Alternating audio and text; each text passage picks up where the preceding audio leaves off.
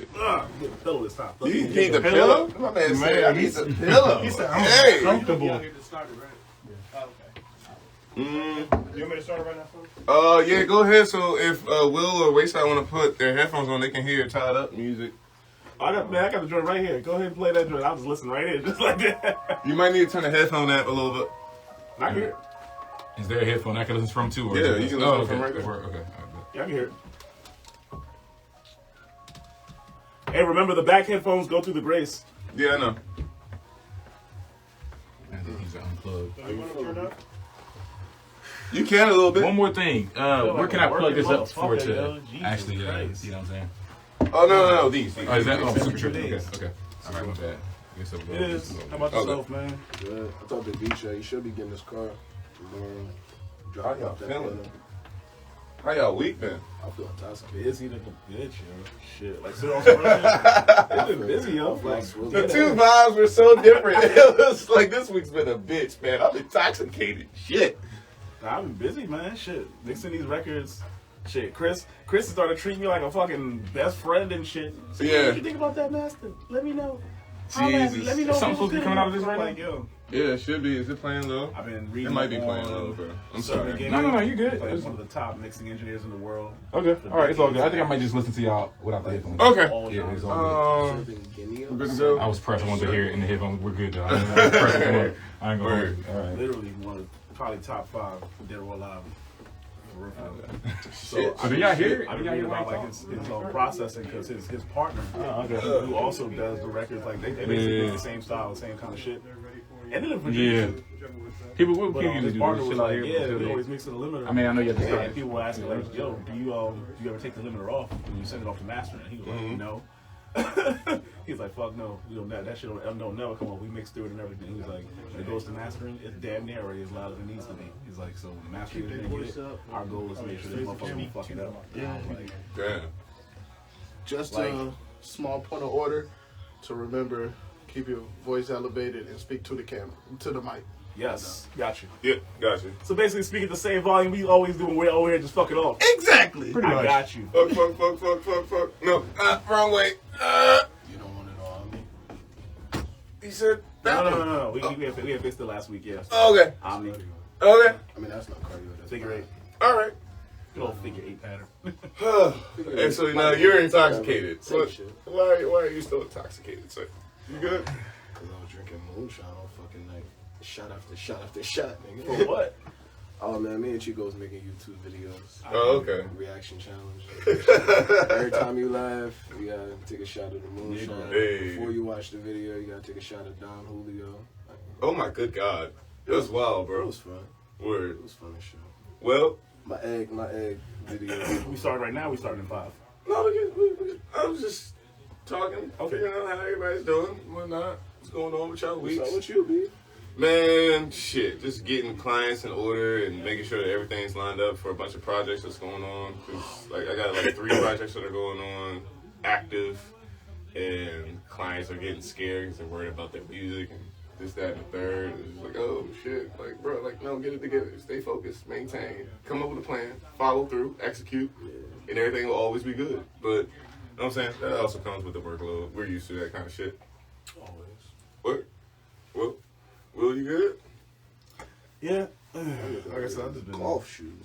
And the golf shoes. Oh, we went out and we saw the fucking animatronic dinosaurs and shit. Oh shit. That shit was fun, man. That's I got a whole video of it, fucking 8 minutes and shit. Jesus. This is how important this man Yeah, is. yo. I done started a live video. He's taking a phone call. I love that shit. Yeah.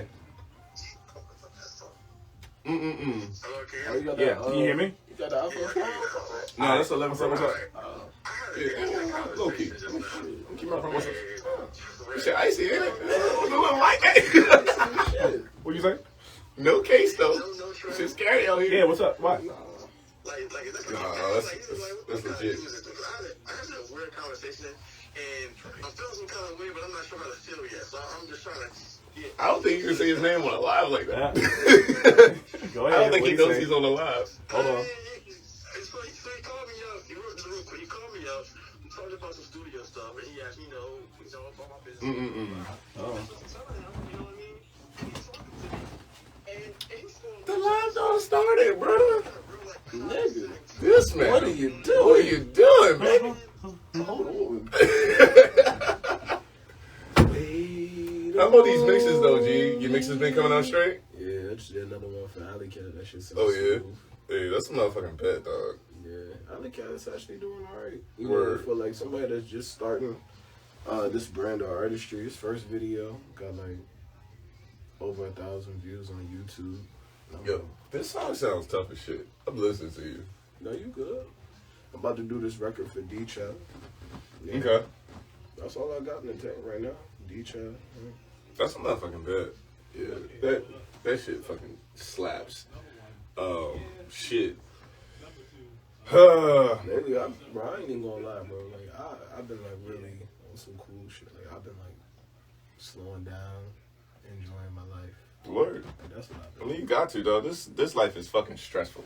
Yeah, like, nigga, that's why, like, I just, Between keeping clients, building clients, returning clients, right now, and then whatever your current workload is, that shit just gets to you at a certain point. It's just like, nigga, I'm everywhere. I ain't worried about none of that. What wanna work with me? Just gonna work with me. Right now, That's a motherfucking bet.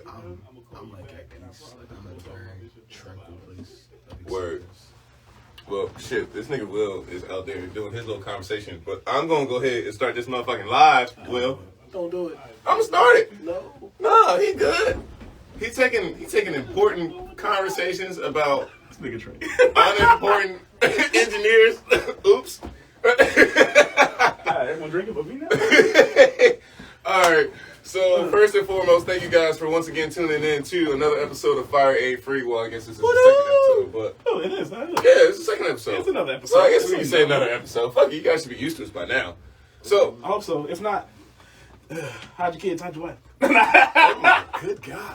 all right. So Your children. to my left, I got the head, VCO, Big Money, Will Bowser of Quality Touch Studios. Hey. To my right, I have my brother, my right hand in trouble, Antonio Wayside. I'm Slim the Engineer. Thank you for tuning the fuck in. So this week, we got a couple new things that's going on. First conversation topic that we're going to have are the 5 do's and 5 don'ts of studio etiquette. Because I find that a lot of times artists have a hard time understanding what really studio etiquette is. How For the to... engineer or for the artist? Well, I think both. Because there's a way that you That's a good should point. come prepared and come to the studio. You know, you don't go to the doctor's office with dirty drawers. You know what I'm saying? Yeah. I know that. So you got a problem Yeah. if you showing up like that. I know some hood folks. Artists don't come to the studio with no agenda at all whatsoever. Now, if you wave your shit like that and you can really pull it off, you do it regularly, then by all means do your thing. Yes. But if you're not that guy and you know you're not that guy and you're really just being lazy, bro, have your beat already ready. Know what beat you're rapping on and have your lyrics prepared. If you don't do that, you're wasting your money, your time, and you're wasting my time. Amen to And that. now I'm looking at you all the way 45-degree angle left because I feel like you on bullshit time. And I'm like, all right, I'm not taking this nigga serious. He don't even take himself serious. You know, when you say the Facts. beat prepared, what do you mean by that? Like, have the beat ready. Like, if you know what beat you're rapping on, you know what beat it is, and have it accessible to everybody in the studio. Word. No, I mean, I feel that. I don't give a fuck if you buy it off BeatStars yet or not. It's a tracking session. You can do that whenever you're ready to, but at least know what beat you're rapping on. I think not only just to have the beat ready and accessible, but also like have it ready for you to record to. It's like this week, I had a client. They're a good client, but they had a beat that they had made changes to during their rough, their initial just planting the idea. And so they came in with the original beat, not the one that they made changes to. And they're like, oh, we need to do this and we need to do that. And I'm like, wait a minute. First off, you're taking up your own time because you want me to cut this up. Well, that's probably what their expectation was for you to do that. But the thing is, you're wasting your own. That's a conversation that should have been had if you actually wanted me to do that. Now, one, is that my job? No, not really. But besides the point, that's taking away time, and now you're not prepared to record the way that you thought you were ready to. the way you thought you were prepared to record. That's a funny Because thing. you got drops and changes and all this shit, and That's depending on those cues. That's a funny thing about modern day recording artists, producers, and engineers. Like, a producer is like really a beat maker these days. So it's like a lot of times they're not in contact with the beat maker. No, you know? I wouldn't say that. Well, there is a lot. I don't think they do the due diligence to contact. Yeah, the beat you're maker. right. You're right. Well, see, that's So they just that's think, where the I'm gonna just have to have my engineer cut this up. But that's where the That's difference. what's That's where going the differences lie. Like we were talking about last week. You got to have people understand the terminology they're using. So I don't. To be honest with you, when I call someone a producer, I call them a producer because of the title. Like when I ask someone, "What have you produced?" I'm literally asking, "What have you produced?" Like, how many sessions have you been in with the artist? What kind of say? Like, you know what I'm saying? The title of producer comes with a level of respect. So would this be a do? Is this knowing your studio terminology and knowing where you should be taking things? Yes, I don't know. I feel like it's more so a plus, but no, I think it's a do because the wrong terminology will have you doing something that you shouldn't be doing. Yeah, It's like somebody saying, "Man, I want the beat to come in real slow and just kind of like wind in." And what they're asking for is for you to fade it in. That's basic. But instead it sounds way more complicated. And you're like, what are you asking for? Yeah, well, we're not going to ask that because we've done this long enough to understand. Like we have now deciphered the code of how people like. It's really, like learning a 2-year-old's language. Yeah, it's like I really want you. You know what? You know what it is? Or the most usable phrase ever. I want it to sound like I'm underwater. Oh man, yeah. But So you want some reverb? Okay, Yeah, you want a lot of reverb. You All right, you no want a problem. filter? You want some reverb? You want it? But that's the thing. If you learn the concepts in the language of the business that you're in, these become things that are just simple to ask and communicate. You know, that's all it is. It's just simple communication. You know what I'm saying? Like, literally, how many people over here don't know Spanish, but we all know what hola means. Right. You know what I'm saying? It's the simple things. It doesn't have to be crazy complicated. I'm not asking somebody to tell me what's a multi-band compressor. but if you do know, I mean, look. I mean, I agree with the fact that they know they're gonna tell you to use it in the most inopportune way. No, because honestly, on both ends of what I was about to hit, like, you have to know because I've damn well hit you up because I'm downstairs in the middle of a session and I've had a client tell me, "Oh, I know what this is." Oh, stop. I know what this is. Oh, when he thinks the And compressor they're putting to a compressor and they telling me it's an EQ and I'm like, no, dog. It's like, And now you're trying to sell it to me like, no, I know I've been in the studio. There's an old engineer in the comments like, well, you know, you can use a compressor as an EQ. Oh my good God, absolutely For tone. A don't for me. I would say. Was that a do or a don't then? Okay. Yeah, yours was definitely a do. Do come in knowing the terminology, knowing what you're asking for, knowing what you're looking for. Yeah, because those things matter. A little research is all. A little bit of research will determine you thinking that a rough is a rough, or you thinking that a rough is a mix. Yes. Or thinking that a mix is a master, because those things all get heavily confused for some strange reason. This is true. I think my don't is, this is a personal favorite don't of mine. Don't come to the studio fucked up. Oh man, stole because a lot of people can't do that shit. Like, don't. And my favorite is the multiple drugs one. Like, oh man, now you're on some other shit and can't nobody control you. Don't nigga come through the door sweating. I said, what are you on? He's like, well, you know, I took my grandmother's week joint. When you looking for your notes, but your notebook is in your hand, and it's been 30 minutes, and I'm just sitting here like, nigga, is you ready? Phone, like, where my phone at? Where's my phone, bro? You know where my phone's at? Like, yeah, no, that's a big. We had a singer that was like that. Last time I seen him, that was the last thing he did. It's funny as shit.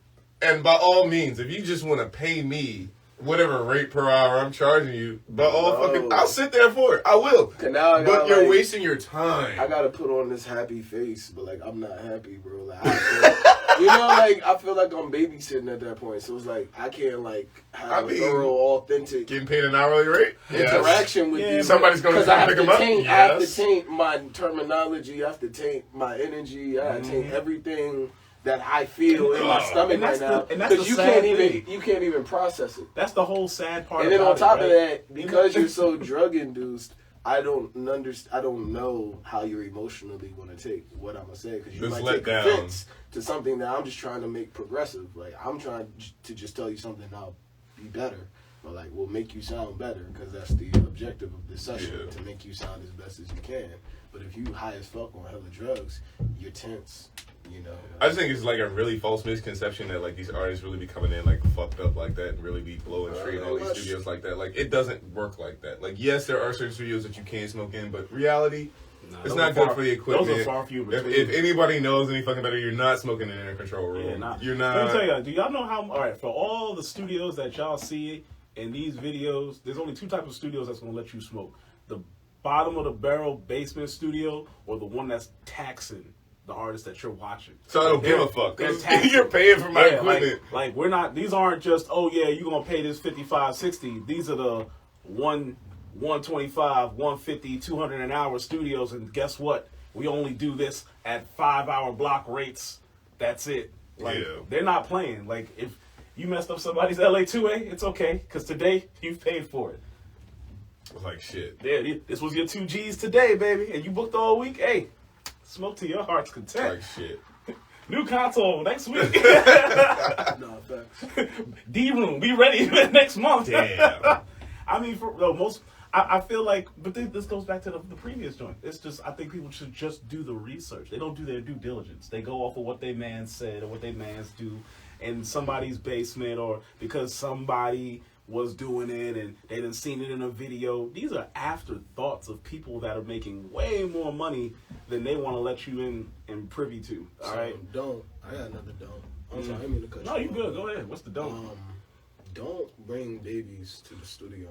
Amen. If you have Leave your Amen. kids If at you have home. your children you have a at child home, that's please either don't do not it. like properly parented or trained, like you can't control this nigga. You're not coming to parenting. I mean, I'm just saying, like, if you can't say If they stop, in the booth, you be can't stop still. your kid, I guess. If you can't tell your child to be still and be quiet because you're gonna fuck up a lot of things that you don't understand right now, or like if they're less than the age of 5 or 4, leave that man, leave that little girl, leave that child at home. It's just not our job to babysit It's- at any level. It's not, but like it's Like- more so like your attention span is split. So instead of focusing on how good this recording could be and how good this session could be, because all your attention and all of your focus, You're focusing is on making one sure that place. kid don't do nothing You stupid. Like, You have to have 30% capacity of your brain thinking about your child Yep. now and like what he's doing and what you're gonna do if he does it. So it's like, do you think Beyonce is worried about Blue Ivy when she's in the studio? Absolutely not. Like one, understanding people's situations and different shit. Like, okay, yeah, Beyonce doesn't have to bring her child, but if for whatever fucking reason Beyonce had to bring her child there, and Blue Ivy was young enough that she needed somebody to watch him, somebody's watching that kid. I mean, yeah, but, Like, but these are situation based. So in this instance, Jamal is 100% right because I'm pretty sure if Yeah. Beyonce had a kid earlier on in her career, the situation would be still like you were saying. Yeah. At the end of the day, guess what? You're not leaving your kid in the control room. You taking the kid with you in the booth, and if you feel that your child will hinder you while you're in the booth, you should probably leave your child with a babysitter.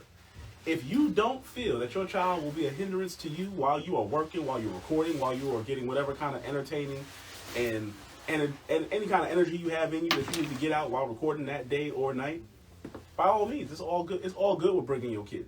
But the reality is you should never, ever, ever bring anyone with you that is going to take away from you having 100% attention to the craft that you're working on and making at that very moment. It's just not a feasible thing. every It's a mom waste. can't be Taraji P. Henson. That's all I'm saying. Not even just that. I mean, I don't think that comes to that. Like, if this is something that you say that you want to do, and this is something that you love, and most people, if you're taking it serious enough on this level, this is a career move for you. You know what I mean? Like, when you think about your career or your job, you make certain moves based off of your responsibilities. And you cater to your responsibilities, but you also cater to the career moves that you want to make. So in that instance, you know, this is a frequent problem. People do bring their, No. and it's not And like just this studio specific. It's a Oh, no, very like, But see, that's the thing. I've learned now in our experience when it comes to that. Yeah, look, it's a real simple thing to fix from our perspective. It's simple. In reality, it might not be that easy from the artist's perspective if they got whatever going on. Yeah. These have to be the life. Nobody to babysit. This has to be the life lesson, though. Studio night, but you ain't got Look, babysit. well, that's what I'm saying. Like, so this has to be the life lesson. Yeah. The life lesson is, well, then your child has to stay in here with you. So that way you learn the next time that the next time ain't gonna be the next time. Yeah. Planning ahead seems to be a lot of the downfall of the modern day artists. You know what I'm saying? Yeah. Whether they're just bad planners or they are just bad execution people. I would tie that with, I guess execution would be doing the research, because I think that you would skip a lot of that. Yeah, because a lot of folks do ask. I'll give people that credit. They'll ask, "Hey, can I bring my child?" Yes. The stipulation, if you bring your child, is they have to stay in the booth with you. It makes them think twice now. So now that moment is, well, I guess I ain't going to the studio today. Can't find no babysitter. Can't come in. I would do a due. I have, for my due, as an artist, please know what key your song is in. That's a definite. You should know what, because if you're rehearsing, you're practicing the way that you should be. Oh, yeah. You should know what, we shouldn't be going through this auto-tune kind of thing. Ever. With anyone. No matter what studio I go to, I shouldn't have to hear, oh, I don't know what key. No, you should know what key you're in. Because you've written to this, you've practiced to this, you've rehearsed this. Or at least loosely now. Like, you know, don't be tone deaf. Like, I'm about to say, yeah, because not every, the age we live in, not every rapper is going to be a singer. Not every singer. Okay, but that beat maker, it's on every BeatStars. You know what key that song is in. True. actually, no. A lot of times producers put their beats on BeatStars, but they only have the tempo. They don't put the key that the actual beat is in. Well, maybe you should hit your producer up. Majority of these niggas don't. See, that goes Yeah. that goes back to our major. That's people not doing No, due diligence. That goes to our first dope that he was Yeah. talking about. Yeah. At the end of the day, people will call us their producers, even though we had nothing to do with making the beats, That's okay, but I'll we're take those involved. producer credits. True, but most niggas don't want to give it to us. Why? Because our title that we hold as engineers, we hold seriously. So they'll call us their producer, but they won't give us the producer And credits. legit, yeah. In public, oh, that's my producer. That's my that producer. Because reality, Yeah. because the reality is we on produce that their spreadsheet? records. Please, they don't want. My due diligence is 50% because I legitimately produced your record. Like I said, your record would put it this way. If the three of us were to sit down right now at this studio's control room, go through every single session and take off all of our contributions to the records that we actually contributed. Don't nobody want that. And then we held all those files that we took back hostage and said, "You're gonna give us our credit." We would probably be the most decorated producers in the state. Oh my God. Because at the end of the day, the things that You're talking about 5 years of like hundreds of thousands. I got things on there that are a decade and some change old. Like, well, I'm just thinking back to like the 5 that like me and you have been working together. Oh, shit. And that's being rough because it might have been 6 now. This point. man's year and a half has been crazy. Like, but that's what I'm saying. Yeah. Imagine the contributions because we understand that. That's what I said. We understand the titles. So yeah, just because your producer ain't here, don't mean you don't need a producer. But guess what? I'm gonna step up to the plate because you need a producer. Yeah. You need someone to tell you, right, wrong, yes, no. You know what? Be free. You know what? Lockdown. You need people to tell you these things to help you see the path, stay the course, execute the record, and put the record out. Like I said, the title of producer holds all this weight, and most people be throwing it around like, oh, that's just a beat maker. I don't accept that. I can't accept that because if the person that made that beat was in here, he'd be on your ass. Yeah. Oh no, I don't like that. Sing that up. So do that again. Do that again.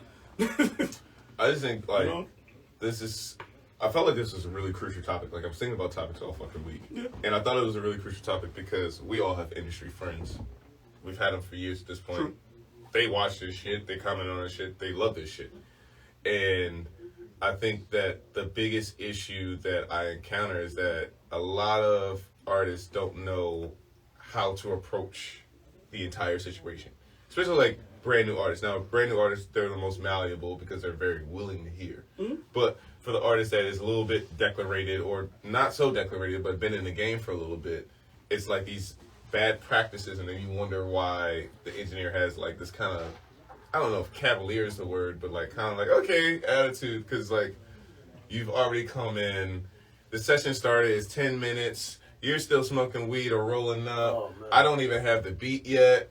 I load up the beat. Now I'm sitting here for 5 minutes. I've been had your levels, but you don't even know what key you're singing in. Next thing you know, now you're writing for the next 30 minutes. And So don't stop your what you're saying. I want this to be one of my dues. Do be open to new things if you have been a career artist. yeah. Whether you're on or you're not, and you're still got a job. Everything Slim's saying is 100% real and true. But as a dude, you should always be open to trying new things and suggestions from the people around you that actually care about your music and its direction. So that's why I said, don't stop what you're saying. No, I think that it's like something that like at the end of the day, this is what every engineer expects. When you go to the grocery store, you expect the cashier to do certain things. When you go to the doctor's office, you expect the doctor to do certain things. So as engineers, when we come to work, we expect certain things, and we expect them to be in order. And when they're not, at the end of the day, it ends up hurting everybody in the process, because now I can't do my job to the best ability that I can, because at the end of the day, I only got this block that you paid for. Mm-hmm. Like, if we're going strictly on time and I don't extra believe in your record, I'm like, you know what, fuck it, I'll spend the extra 20 minutes. Like, I only have this block of time, and based on this block of time, how prepared you are, just as how prepared I am, matters and counts. If I don't show up 20, 30 minutes early for the session to make sure all the gear is warmed up and running, my session's fucked. If I have to troubleshoot it, because that's why we have to show up early, so that we know, okay, you know, computer's acting funky, let's restart it, or let's shut it down for a little bit, restart it. Yeah. The time that we have in order to do that, or the things that we have to do, it's not just a simple, we just come in, show up, turn a computer on, and shit's a go. It's never like that. The same way that they have to practice, the same way that we have to practice. So in that instance, it's a very much, you'd be upset if you showed up and I wasn't ready to do my job. Right. Mm-hmm. So just because you paying me doesn't change the fact that I still need you to do your job in order for me to do my job. True. Honestly, though, you paid for the time. So whatever you choose to do with that time, do you. But I will say, studio don't. Have good discernment. Don't bring a bunch of people. Don't bring somebody That's a good one. that you know could corrupt your energy or mess big up good one. your studio Fights during the flow. studio and shit. Like Yeah. you come through, you bring your baby moms. No, and the then- fights during the studio. Yeah, you know, you bring your baby moms, and then 25 minutes in, you're arguing and bickering over something that's not related to what we're trying to accomplish right now. Yeah. You wasting time, you messing up the energy, and the whole vibe and the flow is gonna be weird. Now you making it kind of more difficult to communicate with you while you're doing your job, because I know that the information I'm giving you, you're only processing with a grain of salt. And I know I'm not getting your peak performance. Although sometimes it can make a peak performance. It depends on the person. But if you could I'll definitely avoid, say if you come could on, avoid arguments that via situation, phone call. if you could avoid that situation, please do. And also, don't bring a whole bunch of people. Especially That can also ruin the session that too. can ruin the yeah. session just because there's so many people in the studio. Like, it'd be one thing if like we all just like had headphones on and like I can hear everything because I got noise canceled headphones. And, like, I'm still locked in. Cause I'm not worried about these people. I'm worried about you and what you're doing. Right. But, like, I can be as focused as I want to be in a room full of 12 people. The question is, are you? So. Yeah. No, I definitely feel that, because I know all of us, at some point, there's at least one session that we have, and I would damn near say at least 10, where somebody's gotten into an argument on the phone, they've been right next to that mic, and I said, fuck it, I'm going to keep recording. And I'll keep that shit. Most of the time, it makes the record kind of rock. But, like, outside of the fact that I tried to take the best out of something that really was, like, shit and should have never fucking happened.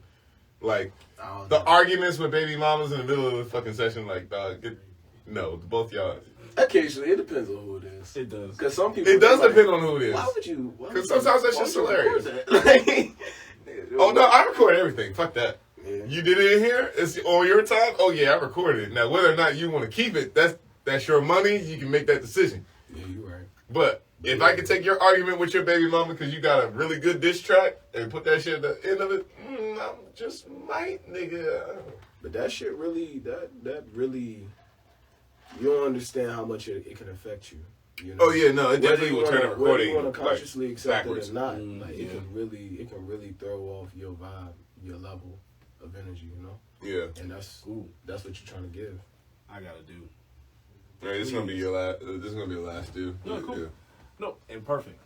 Please, on the day of your session, the best thing that you can do is send all the music that you want to work on to the email of the studio before you get here. Oh yeah. That Hallelujah. That- I think we're ready to that- open the doors of the church. that right Goddamn. there, that is like one of the top dudes Yeah, of definitely. all time. Because you know why?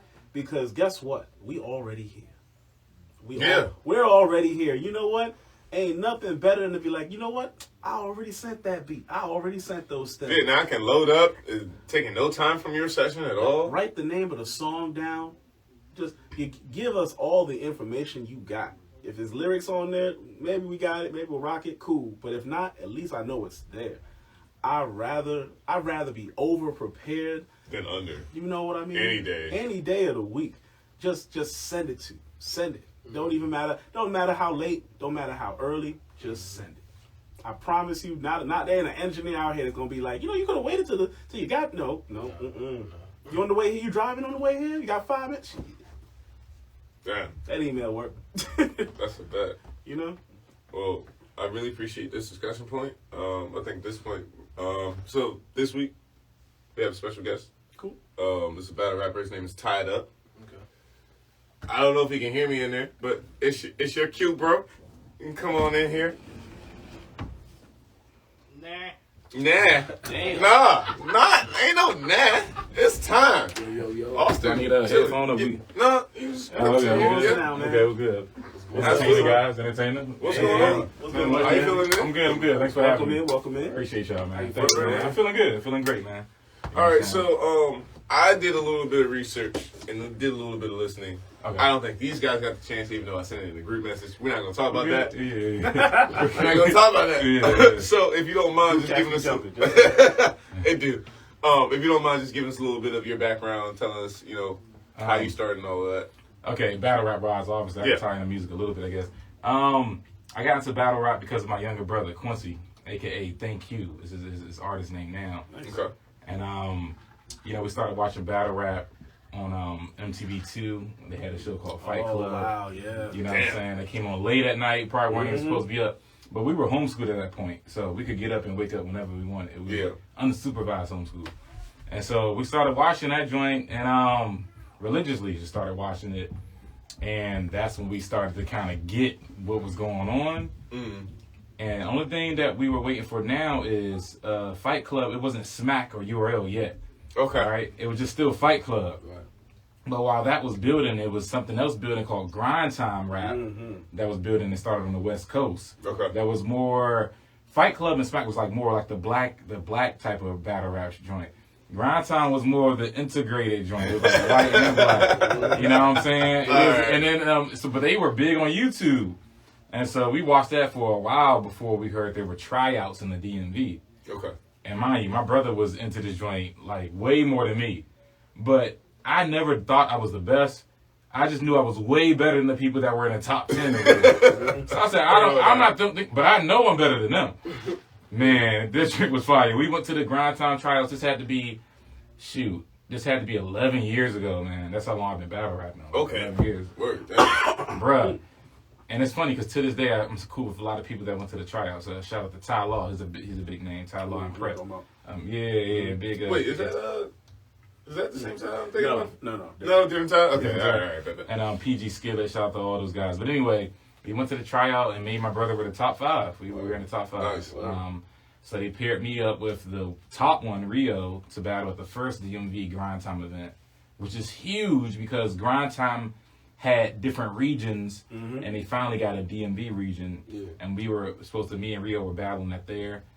My brother, Thank You, he always talked a lot of shit. And so they paired them up to get destroyed by this white dude named O-Dub. And I knew it was a setup because he just kept talking and bumping his lips. And You know what I'm saying? And that's what got us started. From that event, me and Rio had a classic. We went to overtime. You could peek that on YouTube to this day. Yeah. Tyranny versus Rio. You could peep IQ versus O-Dub. And, man, after that, it was like a drug. It was, to be honest with you, it was the best feeling, and I analyzed it too. You know what I'm saying? I think, I'm going to be honest with you, the best feelings in the world are music, food, and sex with a loved one. All right, that's my opinion. With the loved one. Battle rap beats all of We that. can't all be whores. Yeah, with the loved one. Never. It Not gotta that be you with were a ever a loved one. whore. I'm not saying that. It gotta be with a loved one. Because sex has a ceiling. Hey, dog, tell him. You know what I'm saying? Bruh, because, I'm on my way. you know what I'm saying? I feel like sex has a ceiling, like with feeling, and the mentality is the only thing that makes it higher or not. The mental. You know what I'm saying? How much you actually love that person. Because, in the words of a random nigga from DC at the metro station, pussy is pussy. Yeah.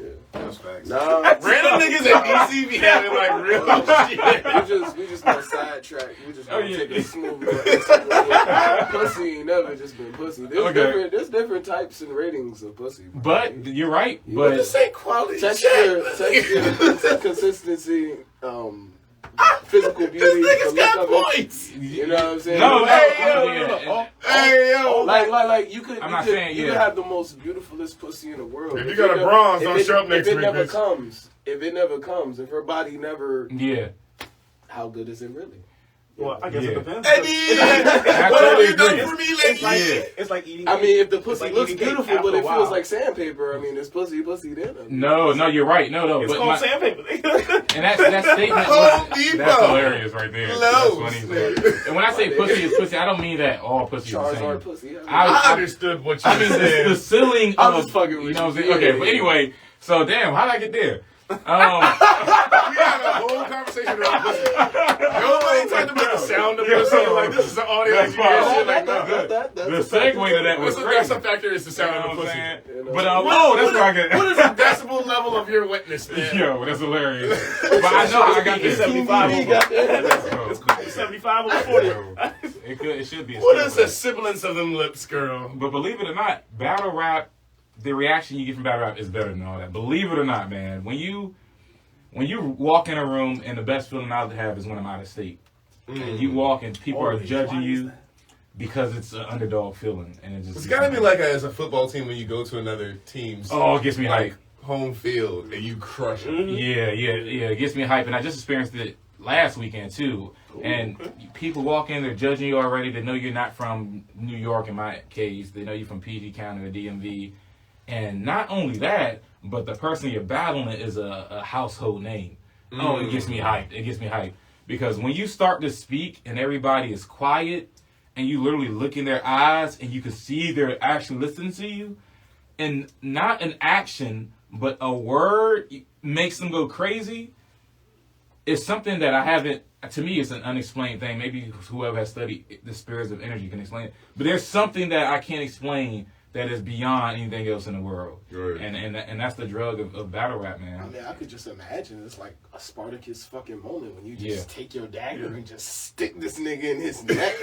Oh, And everybody's like, Back when I was an artist back in the day, though, yeah. performing in front of large crowds, the energy of the crowd feeds you. Yeah, that's a fact. And sometimes the build-up is just as great Yeah. as the height of the moment. Yeah. Now, I mean, there'll never be anything as the height of the moment, but that moment where everyone's just like, okay, Yeah. you know what I'm saying? Where continue, where proceed. you're in someone else's backyard, and it's not the fact that they're just listening to you; they're intently listening to you. Yeah, exactly. Yeah, man. And then you kind of learn what it is. You learn the science behind it, man. Like, there's literally a science behind it. I mean, from what I've learned, in order to get the crowd to react, the more you trick them into pretty much a turn of events. Punchlines are, what's another word for punchline? Punchlines are, damn, I really want to get this point out. Punchlines are nothing but a surprise way to say something. They're indirect, but they're damn, it's another word I always use that I can't think of right now. But anyway, punchlines, shock value. Okay. The best punchlines are shock value. All right? That's why it's better for me to say, yeah, I saw your mom on the side of the street. You know, she had a flat tire. I gave her a donut, and she ate it. Oh shit. But until I say and she ate it, that timing is important for them to react. Yeah. Because if I say I gave your mom a donut and she ate it, you didn't give them a chance to get Like, shocked. yeah. The shock value is I saw her on the side of the street. I gave her a donut, and she ate it. There's like boom. That seeing that live and seeing the reaction with more intense gun lines or punch lines, bro, it's addictive, bro. It's addictive, man. So so that's how I started years ago, and through popular demand, honestly, I was able to keep building my name, and eventually led me to have a smack tryout battle, which is I had 2 of them total, but it's pretty much the biggest you could get before you actually enter smack. They call them PGs nowadays, proving grounds. So I had a PG, had 2 of them. Fortunately, I got the battle in London because one of the big names in London, from Don't Flop Battle League, saw me, and he wanted to bring me out to London. Okay. So that was another experience. That's dope, man. on That's YouTube. gotta be crazy. Yeah, that was a fire experience. How long ago was that? That was 2014. That was 2014, 2015. How did like London that. treat you? It was all love. It was fire, man. Like, I ain't gonna lie, that's the reason why today I plan on moving there for just for a couple of years. Okay. Did you feel like they treated you the way that we would have treated someone from London coming over for a battle rap scene, or do you think that was different? It was different, and that's a great question. I'm gonna tell you why. That's a phenomenal question because I'm not gonna lie. People love Americans. It is what it is. Oh yeah. Okay. And I like this illustration. Have you all seen the Hunger Games? Yeah. Of course. The Hunger Games, to me, America is literally the district. It's the district, man. Like, to the world. Mm-hmm. You know what I'm saying? As crazy as that looks to us while we're watching the Hunger Games, we've tricked the world into thinking that's where they want to be. That's just my opinion. You know what I'm saying? London is no different. I'm sorry. Their style is better than us, I ain't gonna lie. But the title and the narrative that comes with being American, they treat us way better. Fire ain't free when political, bitches. You know what I'm saying? Like, way better than we'll treat them over there. So yeah, they was giving me like free weed, offer me women, whatever, like it was cool. You know what I'm saying? So a question for you then: do you see advantages of being an American and driving the culture at the same time when you go into other countries? A little bit. It depends on what your perspective is, because I don't feel like if I drove our culture that it'll be to their benefit. I feel like our culture has a lot of toxicity. Like, for example, when I was in London, I'm talking about for yourself. When you leave the country, you are an American citizen. absolutely, yeah. And of course, you're getting invited to other places. So do you feel, because you're getting invited there, and they see obviously your self-worth, do you feel that you, being you, that you are now driving the culture even further as an American? Are you talking about like driving the battle rap culture as an American? Yeah, well, both sides, because you're both an American and you're doing it for battle rap, the culture of battle rap. So are you still pushing the American battle rap culture further along? Yeah, I think so. To answer your question, I think that it does wonders when you kind of live up to what their expectations is. You know what I'm saying? And then you contribute to battle rap as a whole. Yeah, I feel like that's an honor. That's a privilege. I'm not going to lie to you. You also have the privilege to change the narrative, too. One point I want to bring out really quick is in London, I was on a car that was one of the biggest cars in London on Don't Flop. But it was black and white people battling each other unintentionally. Mm-hmm. And one thing that I will never forget is, out of all the people that battled that day, black and white people battled each other all night. I battled another black guy from London. I was the only person that said a racist joke that whole night. And it was just so eye-opening to me. Wow. It was sad. It was sad. Huh. These people, you would think that would be the go-to angle for a lot of the battles as Americans. Mm-hmm. But that's one thing that, as an American, I kind of was like, yo, you could try to change that. You know what I'm saying? I'm battling another black guy, too. Right. You know what I'm saying? And people are battling another race, and they didn't say anything at all. At all. It wasn't even a thought. Nah, I was so flabbergasted about that. I was like, dang, you're not... So has their battle rap culture superseded the racial bias Yeah, battle rap? absolutely. Do you think that's a benefit or a disadvantage? I think it's a benefit. Well, that's a good Y'all got question. such great questions that I'm like, I feel like that's it's all good. I'm sorry. No, you're good. These are great questions, man. There's nothing that you can't really say as long That's as a you're good ready question. to deal with the consequences after the fact. Exactly. So it's I'm gonna say it's a benefit because it forces more creativity. That's what I would say is a benefit. I would say the race angle is easy. So I would say it's beneficial for them because it forces creativity. The same thing with gun bars. Overseas, as much as Americans use gun bars, overseas is at the very minimum. When you don't do gun bars, you force creativity because gun bars are so easy. Yeah. The reason why gun bars are so easy because anything could be called a gun. Anything. All right? Birds, cans, We can talk about that sweat. as a gun. Yeah. You know what I'm saying? You could call anything a gun. But when you tell yourself, I'm not going to use a gun bar, which they're already on that level, they have to now make other slangs for other words. You know what I'm saying? Mm-hmm. And yeah, man, I try to make a conscious effort to analyze my first thought of gun bar and then make it something else, a little more creative that could still, hit or whatever. So yeah. That is challenging. So I guess to like kind of start to transition into the next topic, I have to ask you because you're not just a battle rapper, you're also an artist. Yeah. So first, how long have you been an artist versus being a battle rapper? Which one came first? Artist came first. Artist came first? Yeah, artist came first. Man, I think it was called Music Creator. Was the software I used on the sheet. Oh, wow. Yeah, I haven't heard you that. remember that joint? Damn. You saw that joint in Walmart. Oh, for real? Yes, sir. Yeah, man. Okay. Music Creator. I think I might have been 14, maybe. I might have been 14, so about 16 years ago, maybe. It might have been that or earlier. But I was recording music on Music Creator with a cheap laptop at the moment, which laptops were big deal back then, too, to have one. But yeah, I was an artist first because music has always been a big deal in my life. Shout out to my dad specifically, in which he would take me and my brothers on random errands playing music. And, so I did that. I got my first guitar when I was 14 from my grandfather. And definitely, to this day, it's music and then battle rap for me easily. Okay. You know what I'm saying? But it's not because of the feeling that I get from music yet, even though it's similar. It's because of the potential power of change and influence for the positive. I think that I will be able to achieve that with music way faster than battle rap. If So, no, go ahead. By all means, I got time. So my question for you is then, which one influences the other heavier, or are they equal influences of each other? Oh shit! My question ties into your question. So word. It ties well. It's fine. That's a good question, man. It's a lot of similarities, obviously, but it's so different worlds, man.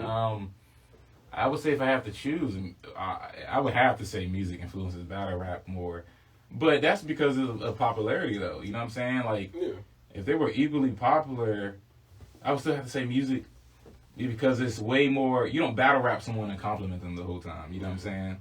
But music can do that for you. You know what I'm saying? So that opens up the topics, which opens up the demographic, you know what I'm saying, which opens up the audience. So I would say music, which also is probably why I'm aiming towards, more than anything, battle rap is cool, but more than anything, I'm going to focus on being a better musician and being a better artist for that very reason. So my question, which really kind of mimics, but kind of covers a little bit extra ground than Will's question, is basically from your two different lanes, from battle rapping and from artistry, coming into the studio, which one is like the one that you harness more in your work, in your creativity, and does that shape your studio choice? Like, would you go somewhere differently if you had to like lay some kind of battle rap-esque versus doing a strict song record for like your artist side? Yeah. That kind of deal. Like when it actually comes to preparing battles as opposed to preparing songs. Yeah, and then how that goes into like the choices that you make, like for working at a studio. You know I honestly, I probably haven't even had the luxury of having options as far as like choices of working at a different studio, but I do have the choice of like changing the vibe up inside the studio.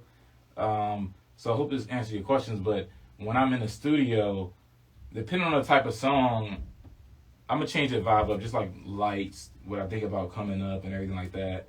I'm gonna say battle rap, you definitely have more of a mental options. You know what I'm saying? Like, you know, you're still gonna aim to diss the person you're battling, but I don't know. I feel like there's so many other avenues you can get that inspiration from. Mm-hmm. But I just simply don't have to tap into that with music. It's like it's already there. So, bro, I don't even know how to answer that question. You know what I'm saying? It's a deep question. I haven't thought about that question, man. But when going to the studio, I have a feeling in my heart of what I want to portray and what I want people to feel already. It's kind of unshakable. You know what I'm saying? So it's almost like it doesn't even matter. I know what I want to feel and everything like that. And with battle rap, I just need time to think of slick words. I just need something peaceful. So those like two different switches for you, almost. Yeah, it is. Yeah. Are they ever both turned on at the same time? Yeah, it is. Only time it's turned on at the same time is if I'm writing a freestyle.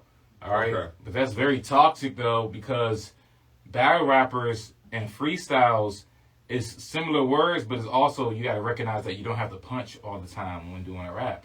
Some things don't need a punchline. That's what you got to make a conscious effort to concentrate on when you're writing a freestyle. Because coming off of battle rap, you're like, I got to make this a punch.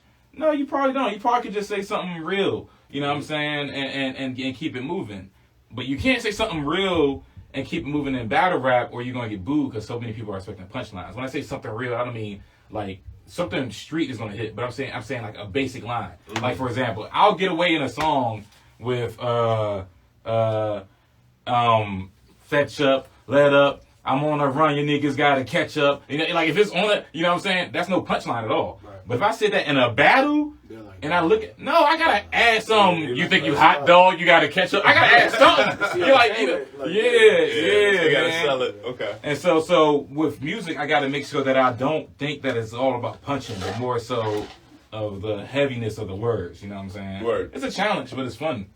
Okay. It's fun. Yeah. So our next little side topic to kind of like try to tie everything in is basically how do we or how to tell an artist what's the studio for you? As an artist, what studio do you go to? Do you go to the one that is just, you know, it's $40 an hour, it's basic, and it'll do the job for a rough? Do you go to a studio that can provide all of it? Like, how to determine the studio for you as an artist? Because, like, this is an artist that he deals with different areas. Because not only you're a solo artist, but you also work with bands, too. Yeah, exactly. So he's got 3 different lanes in which one studio might not hit the same as another studio that has the space or the equipment for it.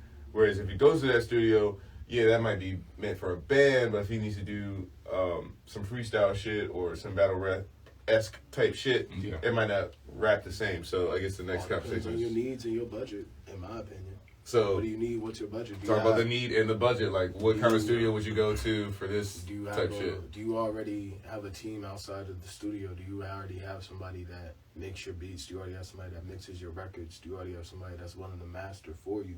Like, if you come to the studio with a sole purpose of, I just want to get this recording done, I just want this tracking time so I can get my stems and be out, well, then the question after that would be, okay, well, how good do you want the recording to be? What kind of microphone are they using? What kind of gear do they have? What plugins are accessible to them? You know, and you get what you pay for.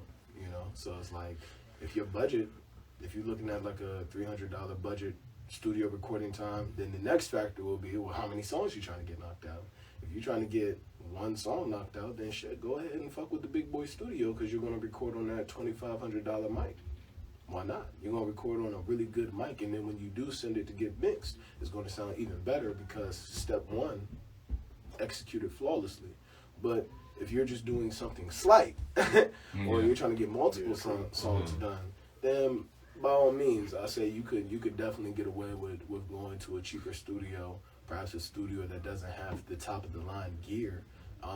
Also, I think your talent will sell itself too, to a degree, because a lot of times, the quality of the work isn't as important as the promotion, the advertisement, and the talent of what you have. Because like we've all said before, we've heard plenty of roughs that's been released and blew up, skyrocketed just because of who that individual is. So Yeah. You have to consider all of those factors and dynamics in making your choice. But do the research. For God's sakes, do your research. Google, read. Please read. make sure picking, you know what I'm saying? Make sure picking the studio is as advantageous for you as it is when you exchange with that money.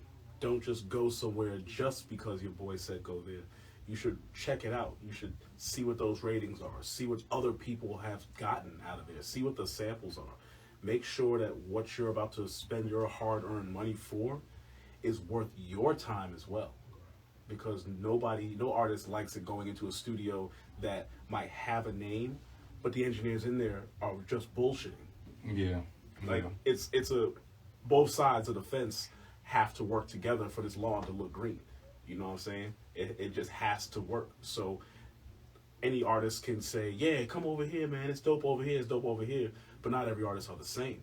So your wants, your needs should always be at the top of the list for when you're looking for a studio that you want to call home.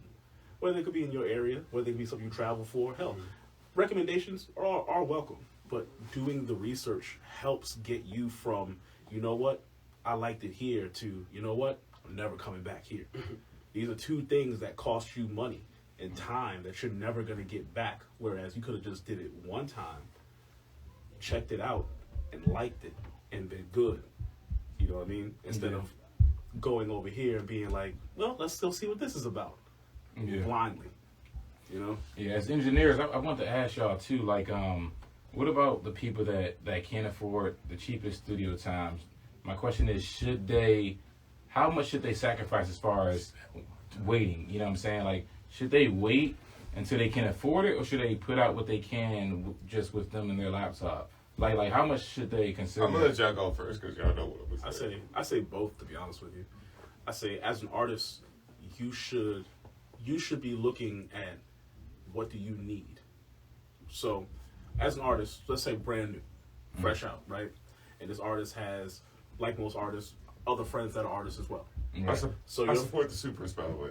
Oh, good looks, bro. I had to say that, my bad. So your artist friends are gonna tell you, hey man, you need some records out here. People need to hear you. You need to perform. You need to do this. You need to do that. That's always good.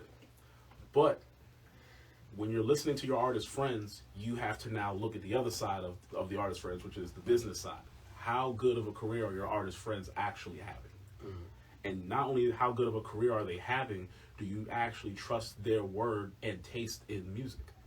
So, do you need to put out a lot of music? No. You need to put out good quality music. Why? Because clearly history has shown you that one song can change your life. Yeah. On the other side of that, though, you should also be putting out good sounding music. Why? Because it's not all the time that we hear trash sounding music, like sounding, not just the song, but sounding music in the top 200 across the board. I think a lot of folks sometimes they look at charts and they look at stats and they look at analytics as arbitrary things, when the reality is these are the things that make up the entirety of the business, and that business is what you're asking to get into. So it's not just the business, because at some point it's going to become your business. So from Jump Street, you should be thinking about it as your business. You see what I mean? So your brand as an artist from the very beginning is what's going to get looked at, picked apart, scrutinized up until your retirement from this particular business. Like, how many times have we seen that J. Cole tweet from years ago where he's like, I'm just happy that I got 100 followers, or I got 5 followers. How many times have you seen that versus where he's at now? You see what I mean? I'm not saying artists shouldn't have the vision of where you're headed, but where you end up is never always where you thought you would be. You know what I'm saying? You say I'm gonna be on a beach house somewhere in Maui, sipping on these coladas and chilling. Cool, but that just might be you on Monday. What about Tuesday, Wednesday, Thursday? You know what I mean? For real. What about then? Did you ever see yourself maybe opening up a business that's now about to go on the stock market and open up for the world to see? Did you ever imagine yourself owning a chain of restaurants? Did you ever imagine yourself going back to school just so that way you can teach what you've now contributed to the culture for your career of what you've done. Yeah. You see what I mean? You can have all the goals, but the things that life presents to you shouldn't fall on deaf ears to artists as well. You know, that's why I say it's a two-sided answer. I think that you still need to be ready, though. I think it really kind of ties into what kind of studio should you go to, because one, there's a difference between a studio that's great for tracking and a studio that's great for mixing. You can be a great tracking engineer. You can be a shit mixing engineer. Yeah, that's true. So that's reality. That's like a very we've true heard a lot of statement. nice roughs, and then we hear the mixes afterwards, and we're just like, well, who the fuck mixed that? And like the same person that recorded.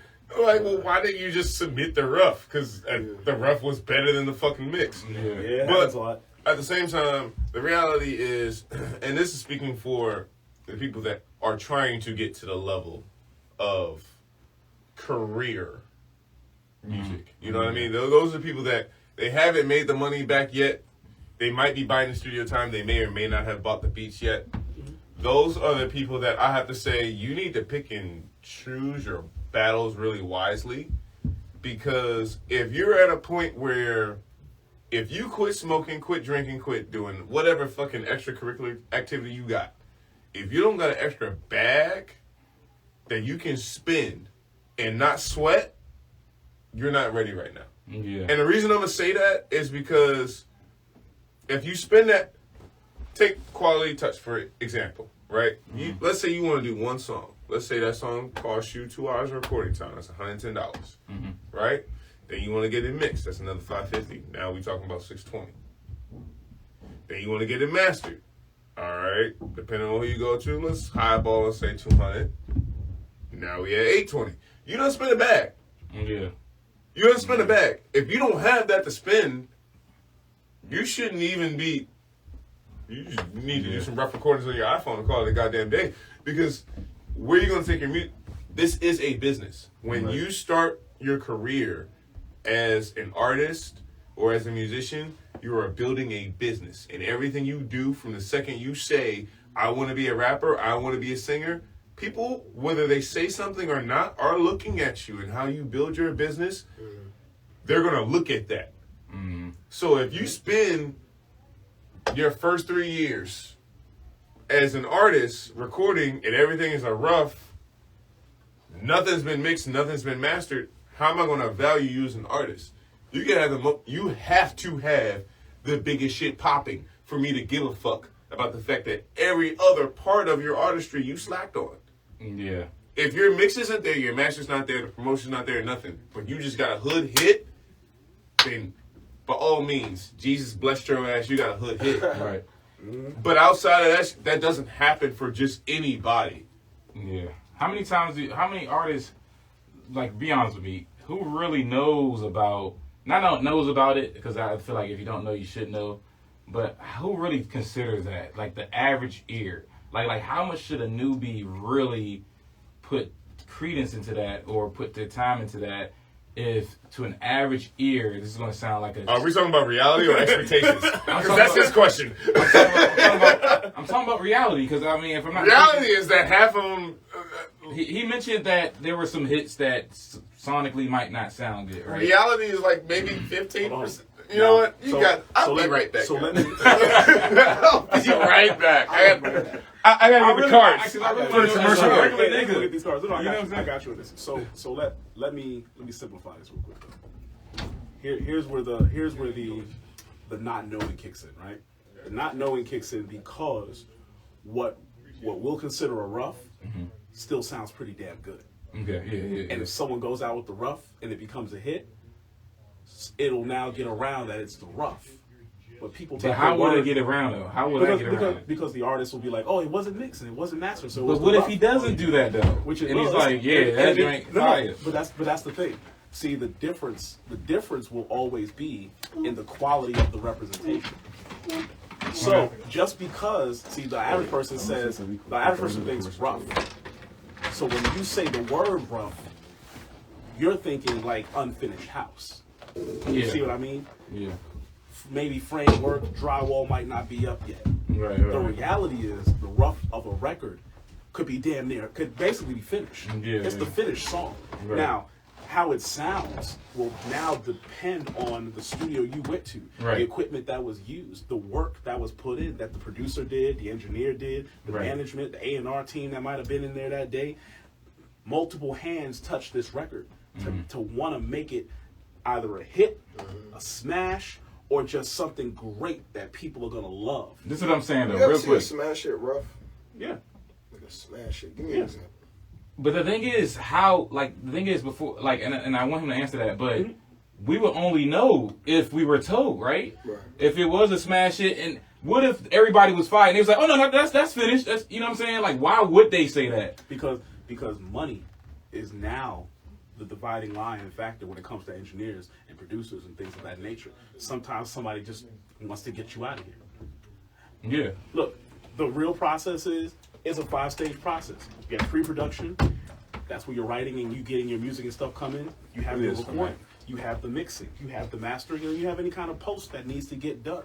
This is why when an artist says, oh, we went to mastering, but I wanted to add something, so we went back to mixing. These are post-processing thoughts and opinions and things that want to get happening.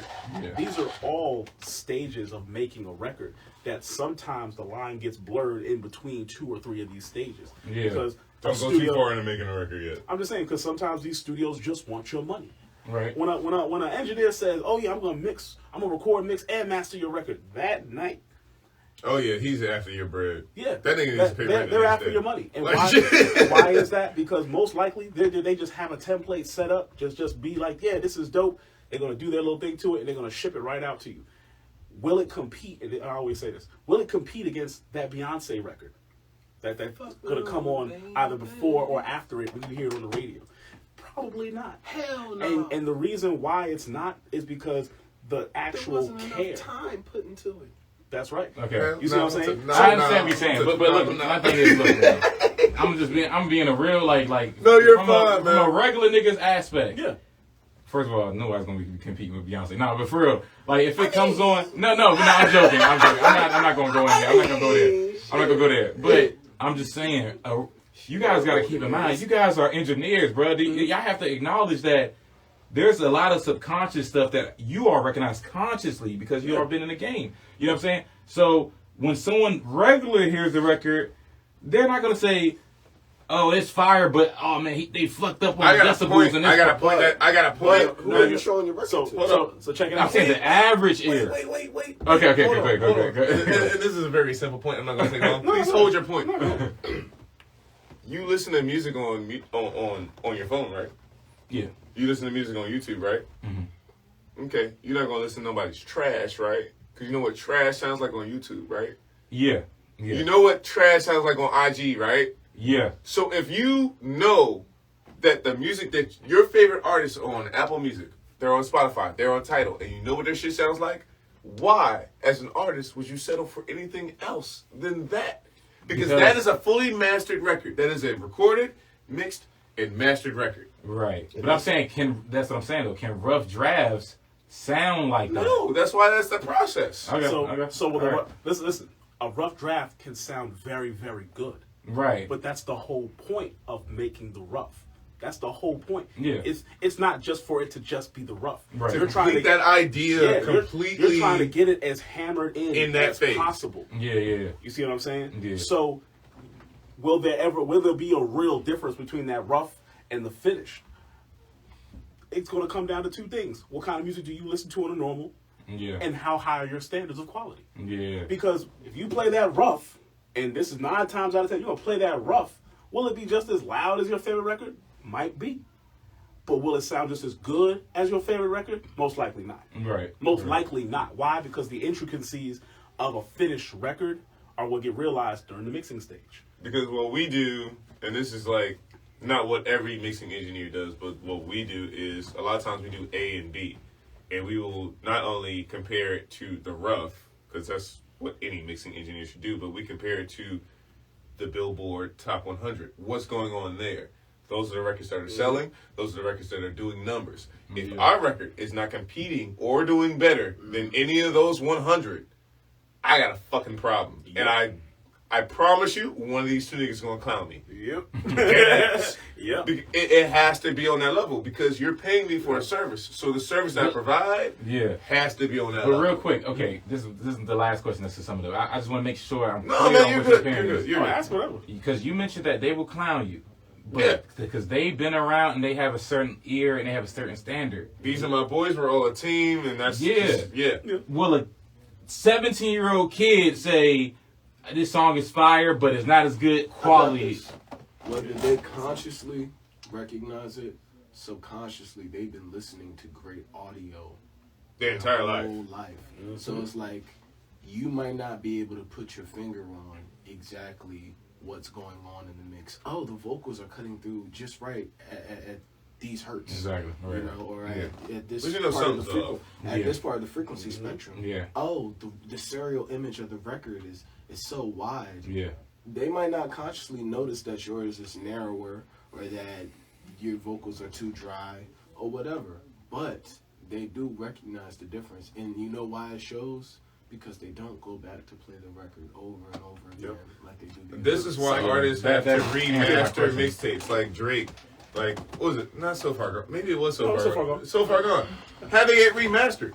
For a reason. Like, we all know the Dat Piff era. Yeah. We know what came out of that Dat Piff era. And some of that was shit, but we ate it up because that's all we could get. Yeah. So we, at that point in time, I'll sacrifice because that's all I can get from Wayne right now. Wayne, lock the fuck up. Fuck it. Yeah. But you know psychologically, even though you don't know the words and the terms, you know psychologically the difference between Wayne on a mixtape versus Wayne on the album. Yeah, I feel that. You know what I'm saying? And which one do you listen to more, the mixtape or the album? Wayne the album. You're gonna listen to either one of them because you like Wayne. Yeah. But the reality, when a Wayne album record comes on, it feels different. It does. It Because feels if you had listened to bigger, you know what I'm Wayne saying? before the albums and you listen to Dat Piff Wayne, would you still be listening to Wayne the album? Maybe that becomes a toss up at that point. Yeah. Because are there bars there? Sure. I mean, I but listen to Dedication 5 before I listen to Funeral, but I hear you. It's kind of no, but I'm saying if it's like your very first experience into it, you might feel a little bit differently towards him. Yeah, there might be enough to hit you here. But that's not the point. It's not the point, no. The point is, again, the difference between when we listen to mixtapes versus an album. For example, real quick, do you agree with when you're watching a movie, it has a movie look? I can't tell it in terms as opposed to when you're watching a show. Yeah. The show is a show look. It looks like a show, but the movie looks like a movie. Movies have grit to them. You know what I'm saying? And a darkness, kind of like it's like it's a realness of I can feel it. It's a warmth to it. Okay. A TV show has a brightness to it because it looks like it's made for audiences. And that's something I wouldn't have been able to articulate, but I know that translating that to the album mixtape thing is what I equate it like buying a TV and then 6 months later going into Walmart. Next thing you know, you're like, oh, that looks so real. Yeah. Like, nigga, you bought your TV from the same place, but no, it's not the same. It doesn't mean all the engineers in the spin place are the same. It doesn't mean that you're gonna always get the exact same thing versus your favorite artist. But just because that box says 4K don't mean it's 4K. That's right. But it does mean that there's a quality standard that you recognize it's either above this standard or it's below this standard. Yeah. Which is why fire ain't free. And it's commercial break time. Are you tired of your records sounding like some bullshit? Yes, sir. Do you need a professional music studio to have your sessions tracked, your records mixed and mastered? Goddamn, I Well, do. please holler at me and my associates, Antonio, Slim the Engineer, and William Bowser for all your audio needs. Thank you. Yes, sir. That's great. I'm on my way out. So, the next topic before I bring Hot Take Time in is kind of what we were already talking about. How to make a hit. What are the elements to making a hit? And some of those we've touched on with the 5 do's and 5 don'ts. Some of those we've touched with other joints. Let's talk about something that we haven't even really talked about. Skill. Can you actually sing? Can you actually rap? That goes into how to make a hit, yeah. My first mentor... Some things are a reference. My first mentor taught me this one piece of game that I will never, unless like something really fatal happens to me, I will never forget. And it was like, if you want to sell records, your records has to make people want to do one of 3 things. And if you can do multiple, then damn it, you are. I feel like fuck has to be one of these. So, your records has to make people either want to dance, fuck, or think. if you're not hitting those three and they Big can't drugs feel isn't it, in there? Shit. No. if you don't hit people on the emotional level, if you can't pull them emotionally, whether they're just dancing and they're like, oh, this shit goes, that's an emotional response. Not cry. I don't want no music that makes me cry. That would go into the think. Thinking, That would go into the thinking, think category. yeah. But if you can't drag an emotional response and hit one of those three categories just off of a articulation or skill level as an artist yourself, then you need to get another job. But that's the thing, though. Like the exception to that, I think, is Eminem. No, his music. There's a lot of records that he made that are not hits. Oh yeah, for sure. I don't know. Yeah, for sure. But there's a lot of records. You gotta understand, Eminem still touched the demographic of people where he made them think and Yeah, I was gonna dance. say his records. That's the thing. Lose yourself in the music. People over here. Yeah. Listen. Okay, so you counting that as dancing? Okay, all right. I guess. Okay, I guess. Niggas ain't doing the cha-cha He's slide like the because only they- cheat code to me. Eminem falls into the think category. Why? Because the demographic that he was He actually aiming mind fucked towards, his audience. the demographic he's catering to, they look and act just like him. Exactly, he mind fucked them. That's just how it is. But Like, that's the reality of it. Long Now dick we style. Bent their ass over and we as a black culture went along with it. I was because gonna go we for looked white at kid it with a from rap. backpack in school, but sure, long dick style by all means, nigga. Stop. That's what I'm gonna go for. I Because mean, Eminem has mad songs where I'm mind fucking literally. is very real. I love Eminem. Eminem's my all-time favorite rapper. This is me. I'm sorry. He's the reason why I started rapping, so maybe that's the sentimental value. Lupe's better, But you know. Lupe's in my top 3 for sure. But But so he got they delusional to me. I'm shit. sorry, he got delusional.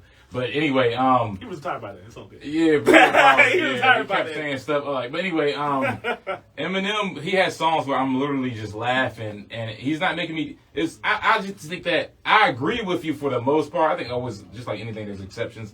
Eminem has this freaking cheat code where it's like, what mood are you in when you throw on Eminem? You know what I'm saying? Like, you want to maybe the rappy I'm rap definitely is a shooting thinking people on Call category. of Duty. You know what I'm saying? Definitely shooting people in Call of It's Duty. weird, man. I'm calling racists out by their name. Eminem is really good workout music, depending on the record you have. It is good workout. Lose Yourself is a dope workout. You know what I'm saying? Oh, shoot, Lose Yourself Nah, but till I that shit collapse. like Till I Collapse Till I is Collapse fire. is a great record to Yeah, work out. yeah, I personally like Mariah guilty Carey's dance. conscience.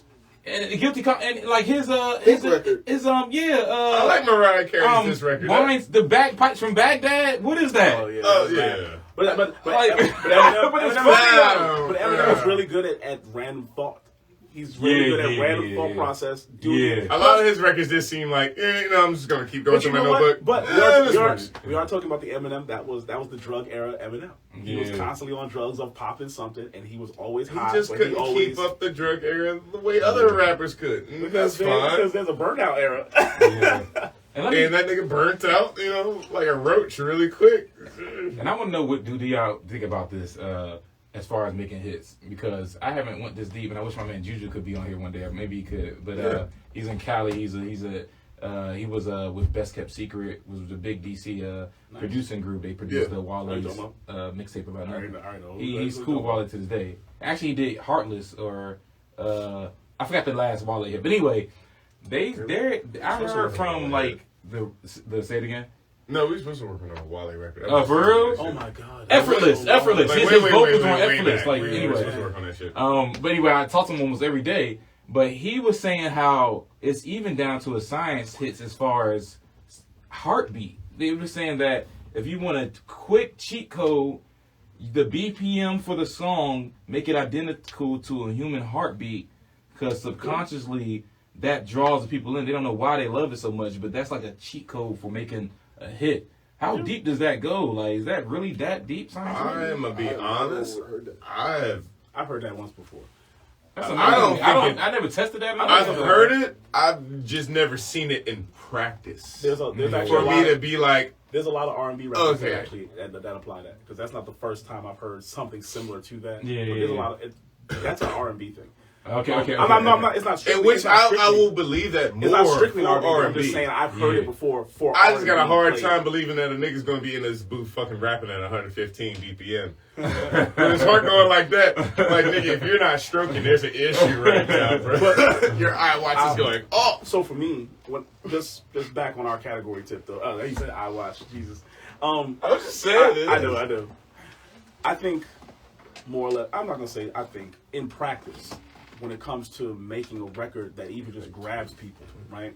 Because from an independent artist standpoint, I feel like independent artists are going to be grabbing until they get that hit record. Yeah. Most bigger artists, there's a format to it I think because so, too. of how you work, who you work with, and the people that have the experience of working on hit records. Yeah, but at that point, you've already developed a sense of your style. You've already developed a sense of work. That's what I'm saying. It's both. And that way, you It's a can two-sided kind of strategize thing. and get scientific with it because it's approved. You have proven results. Yeah, I think so. But again, Because that's like, what you if follow you don't everybody. know, like if But you're that still falls in- in. But that falls down to a lot of individuality and taste too. Yeah, but you gotta do it. You gotta do it one time first before you can. Well, of course. even, Well, that's why. get the method. That's why I But said then it's it, like on both sides. Your personal method. On both of sides, madness, you gotta look at it different. because like, everybody, as a signed artist, you gotta everybody get- is an endangered species. As an artist, like you as an artist, you will like you. There's nobody. Yeah. You're selling yourself. You're selling Yeah. intellectual Until property. you make your You're business selling something your that thoughts is- unless somebody else Yeah, is once- writing your until your songs. business Your becomes producer's something telling you until your how to brand do it. And you're matures. selling their Yeah. intellectual property and taking Yeah. your performance cut. But that's a Yeah, different yeah. conversation. Yeah. But until you figure out your method of madness and it works and the people respond to it well, until you flock out the nest and you flap your wings and you flying and not falling, bro, you just gotta figure it out. Yeah. And do y'all think that? And I heard this from a blog from this dude named Daylight. Maybe y'all heard of him. Nah, I heard that like he cool. He's a rapper? He weird though. That nigga schizophrenic low key. He's Is he a rapper? He's a battle rapper. And he's a rapper. Is he I wearing watched boxers? that. Daylight? Y'all know Daylight? No, that's not Tay I Rock. don't- That's not Tay Rock. That's the one he battled. But Tay Rock is he had the with the spawn spawn tattoo. tattoo. Okay. Yeah, I'm a big fan of his. I'm not gonna hold Daylight. you. Nah, for Fire. some reason I thought it was They like yeah. fire. Yeah. No, you know what? You There's gotta a He Tay nigga. fucks Rock. with Drake heavy. No, there's Yo, a that nigga Drake named shit he Streetlight said was that wild, has. though, bro. He's Like, not a battle rapper, what? but he's like This a. nigga. I remember that shit. He's like a Christian / rapper. Are you gonna street hymns?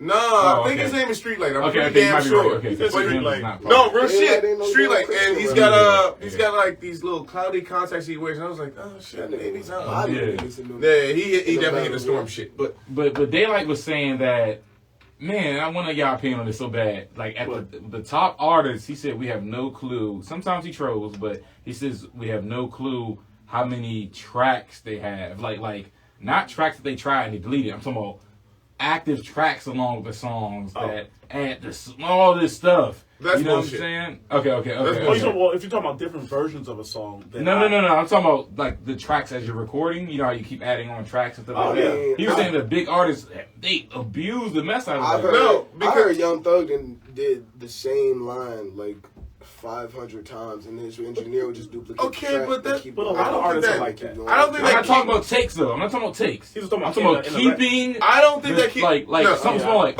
I'm calling Ma- bullshit. Do you want to Okay, do it or do you okay. want I'm to leaning do it? towards that too. I'm That calling sounds bullshit. messy, don't it? I also want to Yeah. call bullshit. It also doesn't sound like how modern records are made. Like, period. It doesn't sound like, now if this was like 20 years ago, then maybe yeah, because back then there was a shit ton of dubs and a shit ton of stacks, and everyone was doing quad stacked harmonies and four-part harmonies. Yeah, 20 years ago. In today's modern records, please, you're probably gonna get maybe 20 tracks of vocals, and that's Okay. me just being. That sounds more sensible. That's me just being like, okay, we're looking at a shit ton of ad libs and maybe harmonies, because a lot of rappers like to sing as well. So it all depends on the But give can't and take. sing, so yeah, maybe. Yeah, so it's the give and take. And when's the last time you really heard some doubles really, really, really prominent in a song on the radio? Yeah, Like, no, they're getting like, panned and turned the fuck yeah, out. turn it down. Yeah. They're gonna. Doubles become more of a feeling than they became the prominent I'm part. building you know what I'm saying? space Yeah. more than anything. Like that's what I'm saying. Like that's one of those things where any session could become a session where it's just a rack of takes, and then Chico. when the session's over, guess what? We can delete brother. half of that. He was. Yeah. Or he is, as my he favorite is. thing to do when I'm mixing, guess what? I'm bouncing What tracks up, to Chico? stereo pairs on some real shit. Mm. Because what's the point of taking up all this screen real estate for something I'm gonna do to all 4, all 5, all 20 of these tracks? I'm gonna bounce them down to a stereo pair, and I'm gonna rock them out and let them do what they're supposed to do. Unless I need a portion or that part Yeah. of that track take, Right. and they're all gonna get done the same way, same volume. Shoot, automation is a thing. Yeah. I'm just gonna go ahead and call bullshit because Yeah. the only way that I'm Yeah, ending call up with bullshit more on it. than like 30 tracks or some shit like that for one session, even if it's a 4-hour session and we're just working on one song, It's a hip-hop. bro. Yes, it is a pop record. It is a pop. It's not even an R&B record. We're not even gonna sit here and bullshit like that. It's a pop record. records are ridiculous numbers. Because R&B, I may be dealing with 12. And now we're also talking about the fact that I'm dealing with a 2-track in the actual project file. That means your MP3 beat is what I have. I don't have a full track out. That means tops. Facts. I'm looking at maybe 12. Imagine mixing the FKA Twigs record, bro. Imagine fuck how all that many shit. tracks you're dealing with, bro. Yeah, I feel you. Like I said, fuck all that shit. I got pop records that I've worked on that were 130 something tracks. You know about the pop record I did where I condensed a 260 fucking thing to a 74 track joint. Yep. It was stupid. I can't imagine what in the world could take. Here's my thing: is like the reason why I call bullshit. Is that before the beat? Because you saw that. I mean, you know my project that I'm talking about, and I'm not going to mention any names because I don't want to make nobody mad at me. But even though the record's done, I already got paid, so fuck it. But the only way that shit works for me is if your engineer doesn't know what they're doing. Because if they know what they're doing, you're going to make layers. Which means you're not seeing those layers. And if I take a picture of your project file, you're not seeing all the shit that's in there. Oh, yeah, so I might have everything you recorded, but it's in layers, which means you're not seeing half that shit. The only thing you see is what I actually need for your current project. So no, I'm gonna call bullshit. I think that kind of stems into this weird ass philosophy that the people that made it record in this different studio where shit just comes out fucking perfect. Dude, we've had label folks come in here. We got folks talking to labels coming here. We have records that have been on the radio. We've had records from all over, all walks of life. Shoot, I just got a record from Germany the other day. At the end of the day, it's irregardless of your stature, and it still comes down to the record. Like at the end of the day, the number one thing for a hit record means it has to be catchy. Yes. Dude, the hook's got to be there. Yeah, and everything else after that is what you can call. You can say anything you want, but every hit record is a catchy record. Whether it's Earth, Wind, and Fire, or we are talking about Eminem and, like I said, Lose Yourself. At some point, the catchiness of this record has to catch the attention of the masses in a certain kind of way in which we all share a commonality of, yo, that shit is fire. So to the point of making a hit record, like, where does that hit? Like your point, like, because for them, like, I want them to be able to. If you're an established artist, making a hit record, in my personal opinion, and just from the people I've either seen, worked with, or been in the studio with, from that level, it comes down to the things of the preparation of a song. Like, as that's where it's at. As an established artist, we're not going to pretend like you don't know what a hit record sounds like because you're an established artist and this whole building is dedicated. It was built off of hit records. And even as an unestablished artist, you should still know because you listen to your favorite artist. That's why I said it's two different things. Okay. So you're signed to one of the big three. It's going to be Warner, Universal, and Sony, and then they have their kid labels because those are the parent labels. Right. Again, if you're walking the halls of one of these buildings, the hallways will talk and let you know what a hit record sounds like. You can take from these as you want because you are signed there. They're not going to tax you extra because you decide to sample who. You're signed to Atlantic, Cardi B had a record. Boy, you better go sample that Cardi B record and go talk to someone in the building that can help you out. Yeah. Now, as an independent don't artist, even leave without that clearance. You know what I'm saying? But that's the thing. You don't have to leave and worry like, oh my God, how am I going to make it work? There's someone in the building that's going to help out if you really want it. Now, independent wise, that's where things get dicey. Because as an independent artist, it's like it's fishing.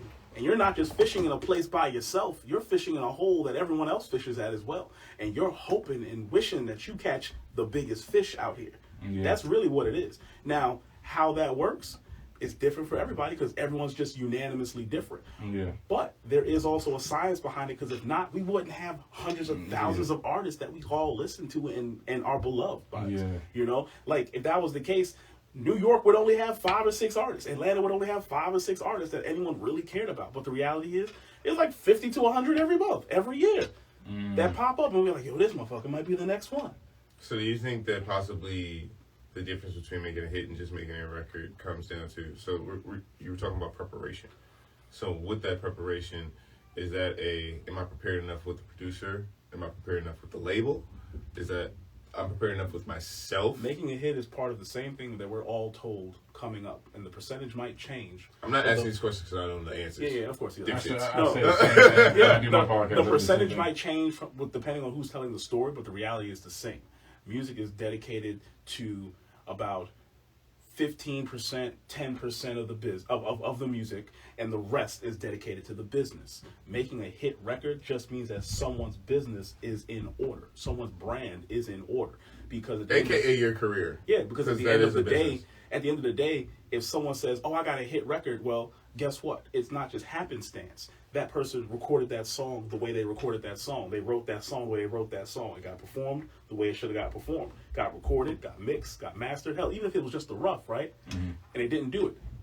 Those first three things still happened. Now, And you can know that song's person, a hit by that point, well, and know that not it just needs that, to be and so you mixed. get to the business portion, right? Because the music portion is going to be something you're doing for the rest of your life.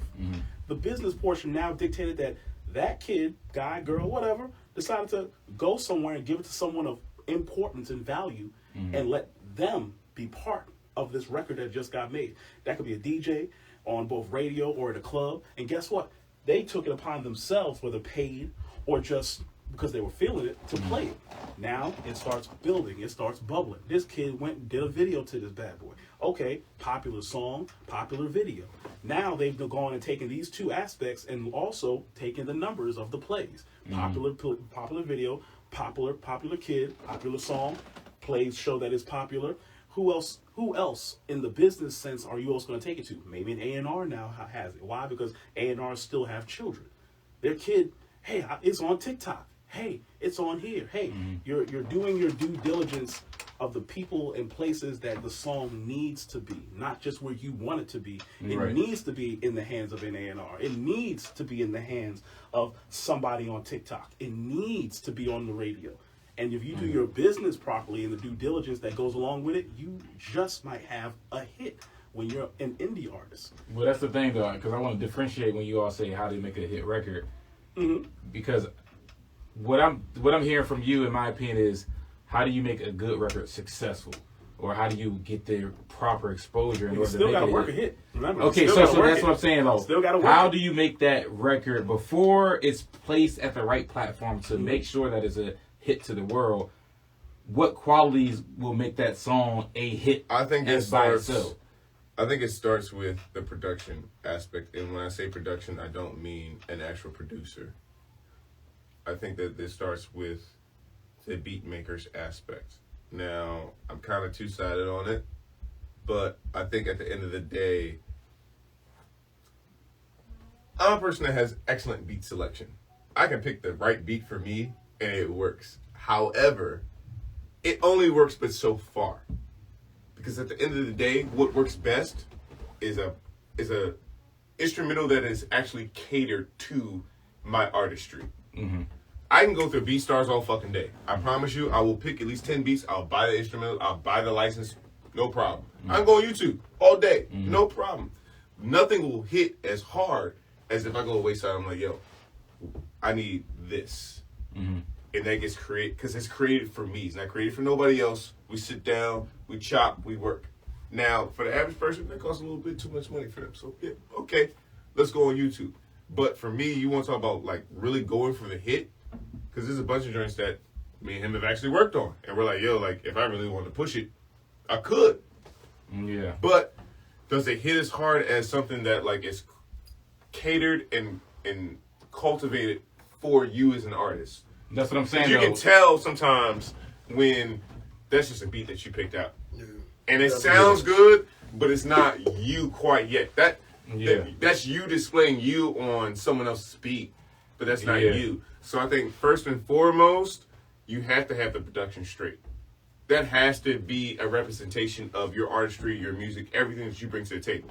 I'm a very much, when I come to record, I come to leave everything in this booth.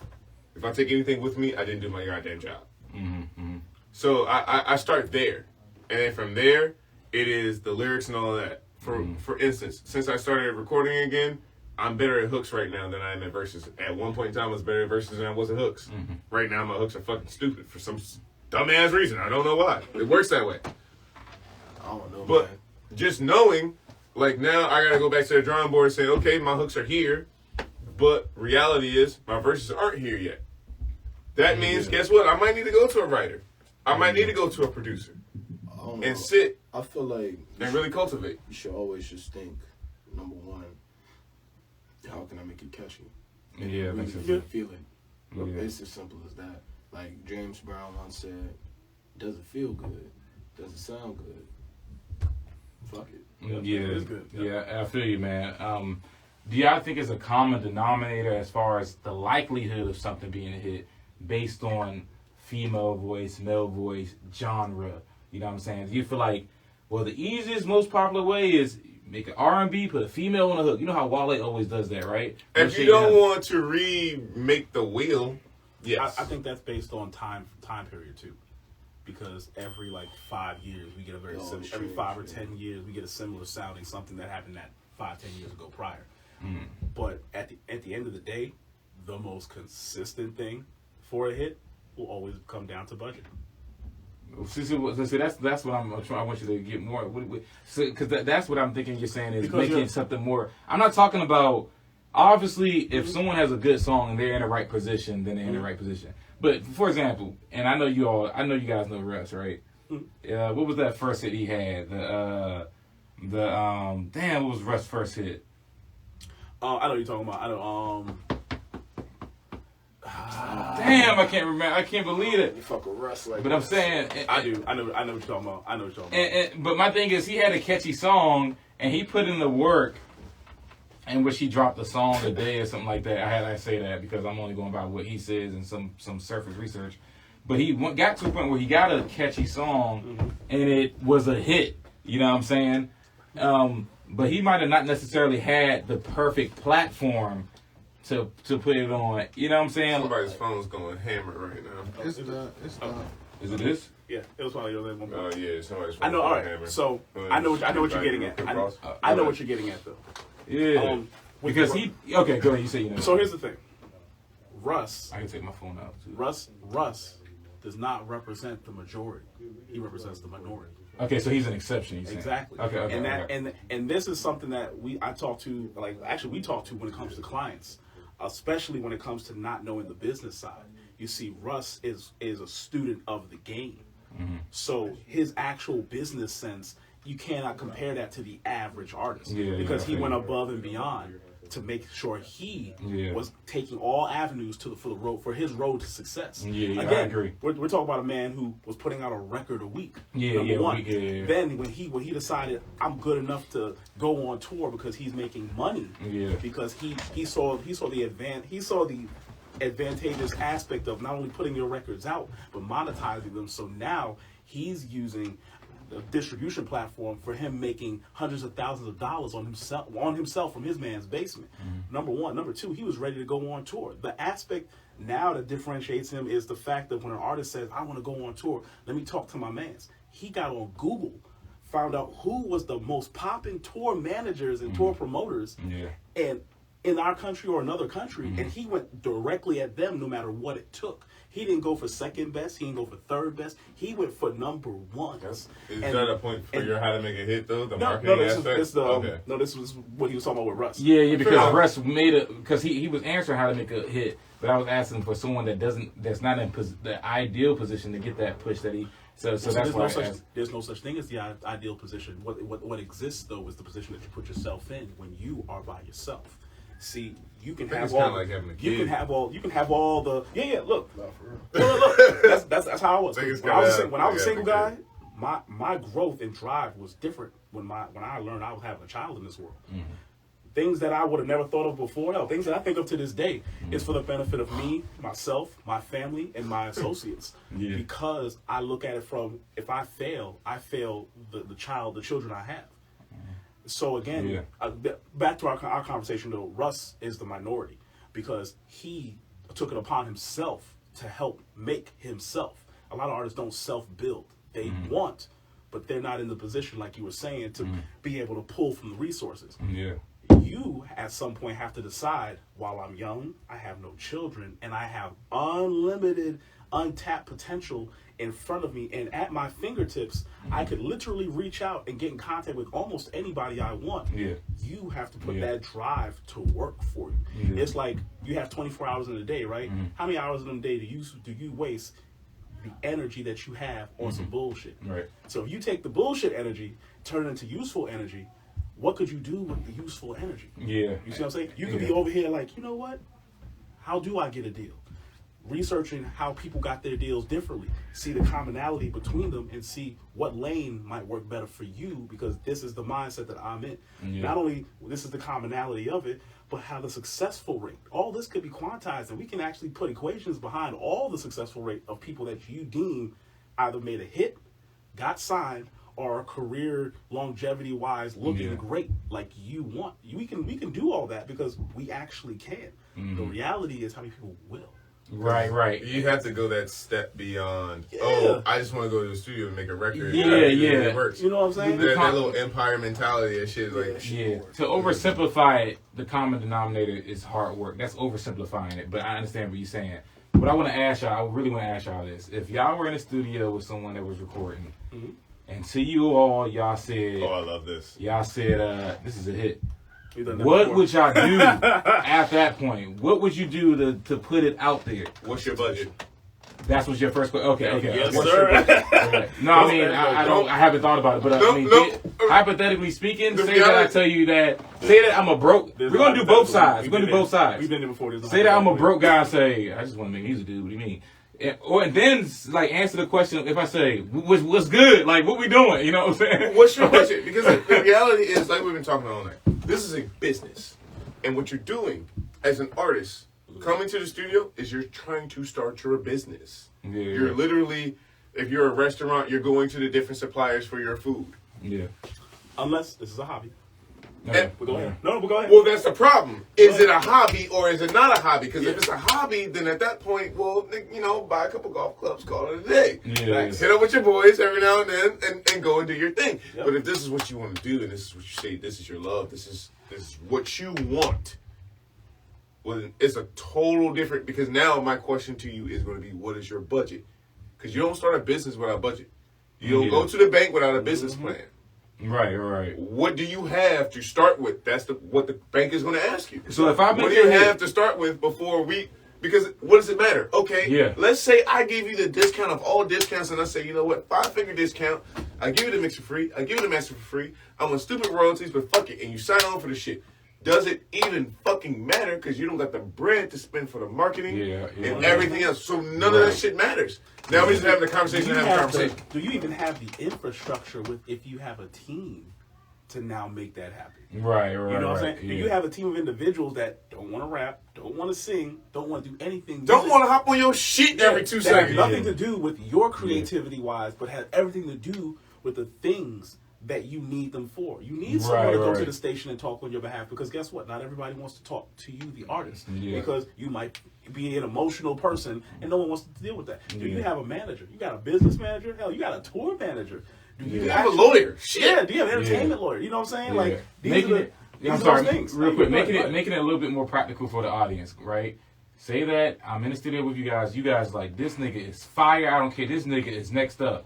And you say, what is your budget? And I say, I could give you maybe $5,000. What is the most advantageous thing that you would do or tell the person? But he really wants to blow up. I'm gonna tell you, you're being nicer than the average person because the average person doesn't have 5. I know. I know.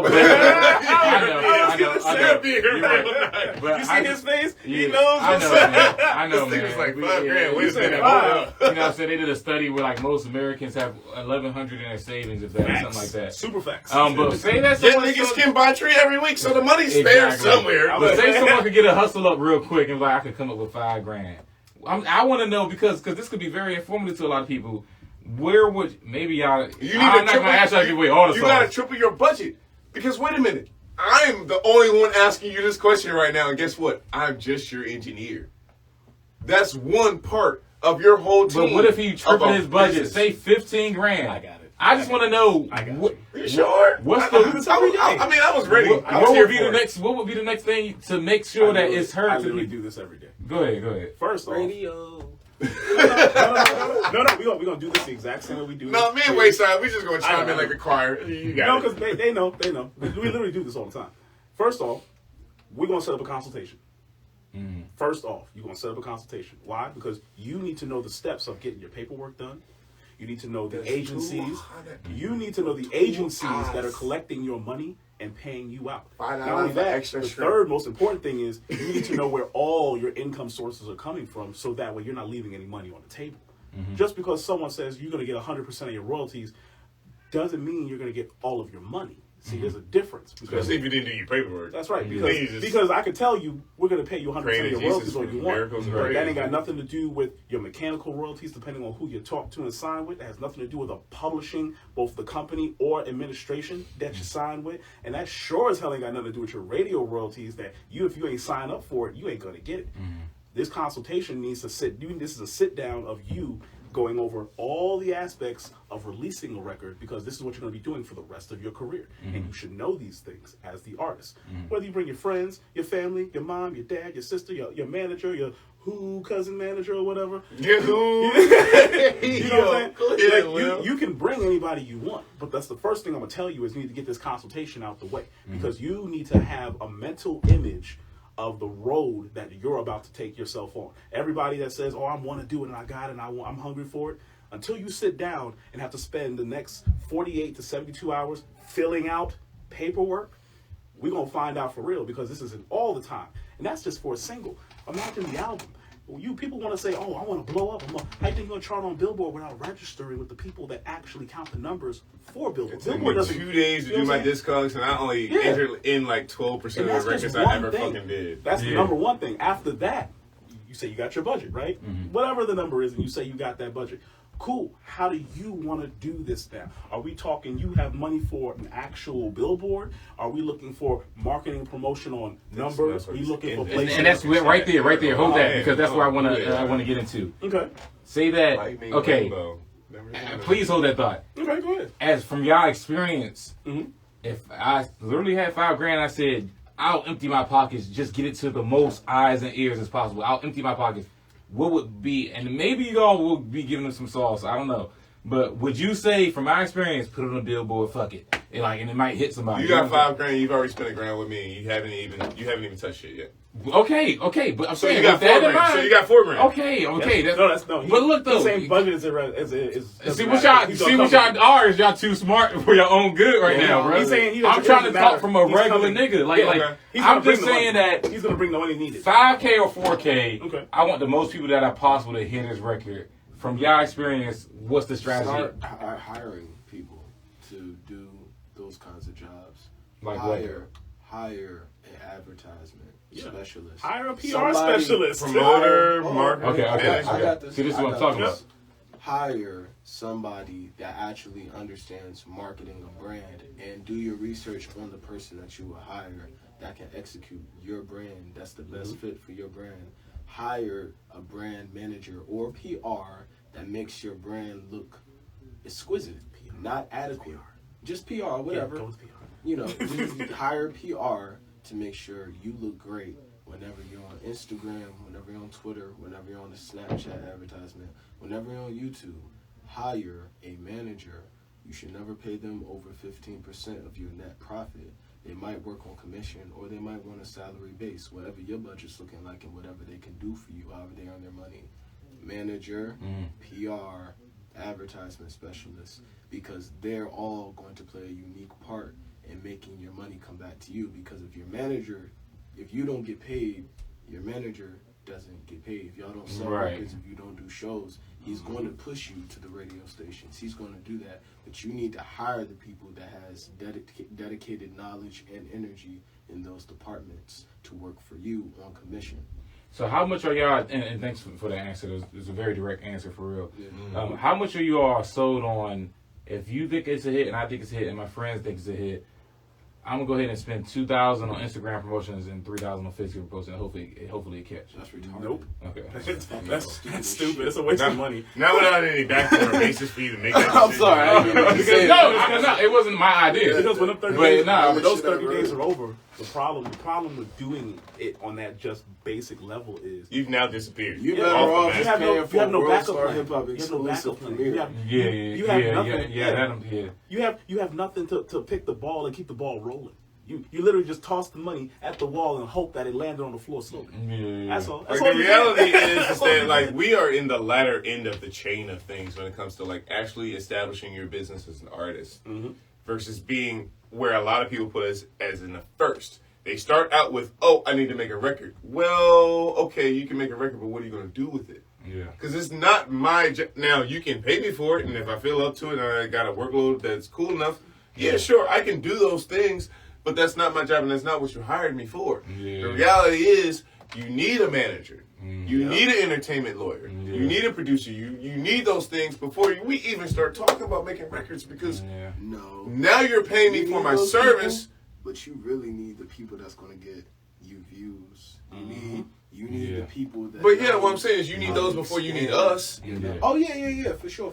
Yeah. But like, even if you don't have the entertainment lawyer, or if you don't have the manager, but like, who do you have that's going to help you and give you the knowledge or put the work in behind the scenes, that when you post the song, when you drop the song, the necessary steps and strategies are being taken place so that the maximum of potential of views and streams on that song are there and they can grow.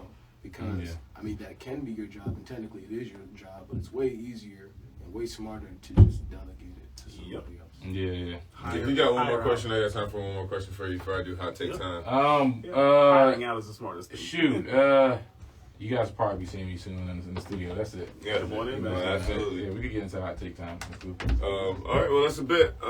So, Matt Handy. I'm gonna get him a button so it sounds kind of cool, because I don't have nothing cool enough for him quite yet. I like buttons. Buttons are cool. I bet your girl likes that, huh? You like buttons, huh? That sounds horrible. What's going on, guys? What's going on? Hello. I don't know if you're in the frame or not. You're going to have to check that shit. I mean, let me see. Hold up. Give me 2 seconds. 2 seconds. Well, it's his buttons, nigga. It's No. not my fingers. No, I'm not. Not in frame? No. All right, come on. I can sit on somebody's lap and don't No. That's not what the fuck we're doing. This isn't that kind of show. Fire ain't fruit, booty's not. Whoa. Pussy ain't free. So for the handyman hot topic this week, we are going to be talking about the difference between a beat maker, a producer, a songwriter, and composer. The beat maker is the very groundwork kind of guy. They literally structure the instrumental. They make it. They compose it. They are a composer. They compose the instrumental, all the sounds, the arrangement of the song, all that good stuff. They map it out. The producer goes into the next step and actually works in the studio with the artist. Their job title and actual delegation is to produce the record to the label. So that means as many takes as it takes, whatever they have to change about the instrumental to make it fit the narrative that they're trying to go with the song, the emotional connection they have to make with the artist to get the greatest performance or the optimized performance that they can give. They're going to do it because their job is to make the song as crispy as it can be to present to the label. The songwriter is pretty self-explanatory. Anybody that has to do with the lyrics of the song. If you put in, you can have multiple songwriters. If Please again. your engineer, Please repeat that. If I, your engineer, give you 2 bars of your song, Give me I my have credits. the right to say, give me some songwriter credits right. on the That's song. right. Otherwise, you can say, fuck me and not take my 2 bars. But you know you damn near want them, so you might as well go ahead and give me my credits. But production credits. The beat maker gets production credits, but the producer's going to get some production credits too. If I'm in a session with fucking R. Kelly... Sometimes the majority of those credits. I ain't even going to use R. Kelly. If I am in a... I was trying to digress from that so hard. If I'm in a session... This nigga had to stand up to justify the fact he brought R. Kelly. Oh yeah, I seen niggas about to put me on trial. So. You need to choose your words better than that. I mean, shit, nigga did make some good music. This nigga stood up and plead the fifth and he's not even R. Kelly. There you go. Alicia Keys. If I'm in a session with Alicia Keys... I think you might be able to sit down on No, that. that was funny as hell. Because he did stand up and and said, not R. Kelly. What I meant is, Your Honor, what I meant was... I didn't pee on her. I mean, I just peed around her. I was just thinking about something the trap and the positive shit, but I wasn't thinking about pissing on bitches, Alicia Keys it is. Alicia Keys it is. If I'm in a session with This has Alicia been brought to you Keys, by PreSonus. Oh my god. if I'm in a session with Alicia Keys and I simply on the piano 2 times, I get production credit. It's simple. And what was the last thing you said? Songwriter, producer, engineer, and I mean not engineer. It was Songwriter, composer? beat maker, Composer. beat maker, producer, songwriter, composer. Somebody take that composer thing from me. Some things kind of coincide with each other, but I was gonna say the composer part will fall under The beat also maker. the beat maker. Yeah, that's what I'm and saying. also And- producer side of stuff as well. and you got to realize this: these terms, because they intersect with each other. The beat maker isn't always called the beat maker on credits. Sometimes the beat maker is called not even just the composer, because it all depends. Computer. The computer. Listen. If a beat maker can just be My nigga Dell. for hire. You know what I'm saying? So if the beat maker's for hire, they might just be credited as the instrumentalist. Yeah. On Which that could be very project. true, yes. If you credit him right, motherfuckers. I mean, yeah. Yeah. But I mean, yeah. Somebody credited my shit with produced in the studio by. And I was like, Oh yeah, I seen that shit. fuck is this? Title let you do it. Anyway. I got this dude in LA, bro. I'm like his producer, but like he always like just like he just like puts me as like the engineer, and like I'm like, bro, like all I did was send you a beat, bro. Why am I your engineer? Can y'all tell me I hate to add more to the engineer, because I honestly I want to know the difference between the engineer and the producer. Well, yeah, please. Yeah, that's why the we're engineer kind of pushes- having that. The engineer Okay. pushes the buttons and make sure you sound good to help you capture the best sounding recording, or depending on the engineer, make sure they produce the best sounding mix, or again the engineer, the best sounding master that you can have for the record at hand. The producer is the person, like he said, who is meant to produce the record to either the record owner, could be you individually, or the record label that you're signed to. That's the biggest difference. And we talked about this at the beginning of this podcast, actually. What happens is Niggas don't know, and they don't care to know. most guys, most girls, whoever, will go online, get the music, and then they come to the studio with the music. Now, this is where the problem is. You didn't come to the studio with the person that made that beat, Right. the beat maker, and this is where the distinction of a beat maker even came into play, because people started getting the music without the producer.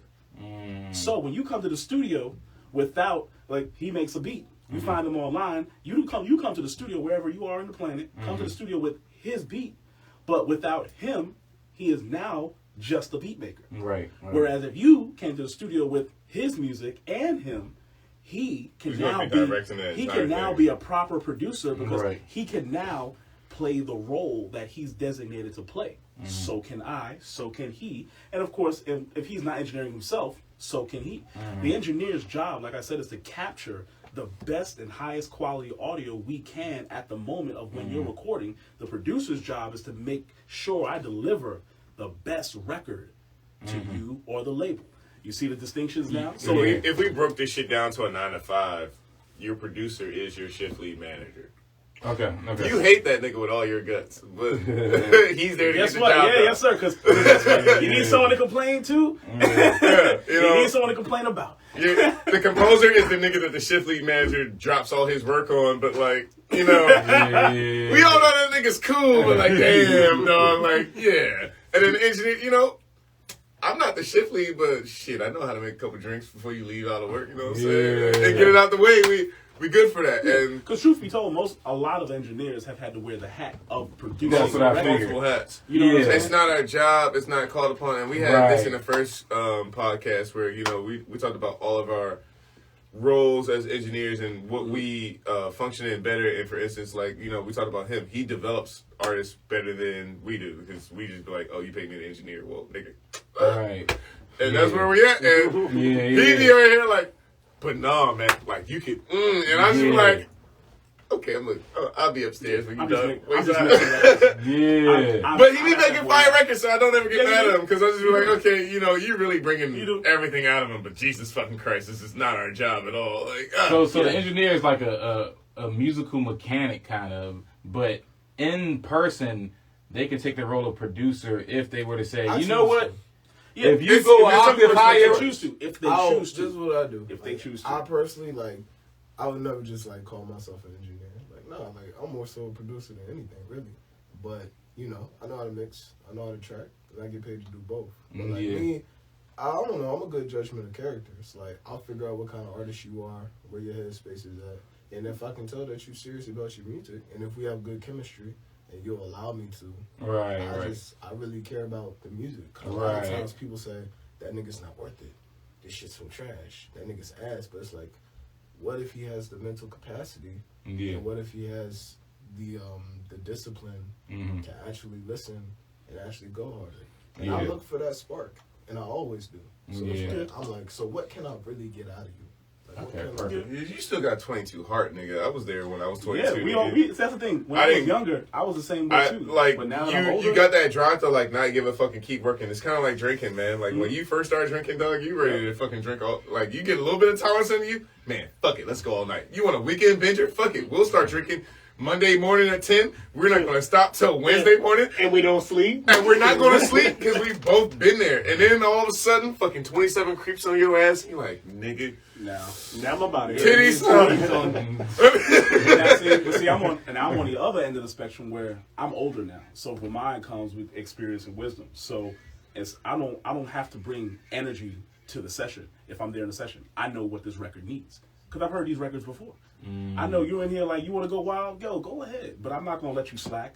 I'm not going to let you go scum through the record. Now, if you tell me, I'm just now starting out, cool. I'm going to give you beginner's intuition. Yeah. But if you're already in the game, if you've already been talking and being out here and moving and saying, I'm out here making records, well, guess what you're going to get?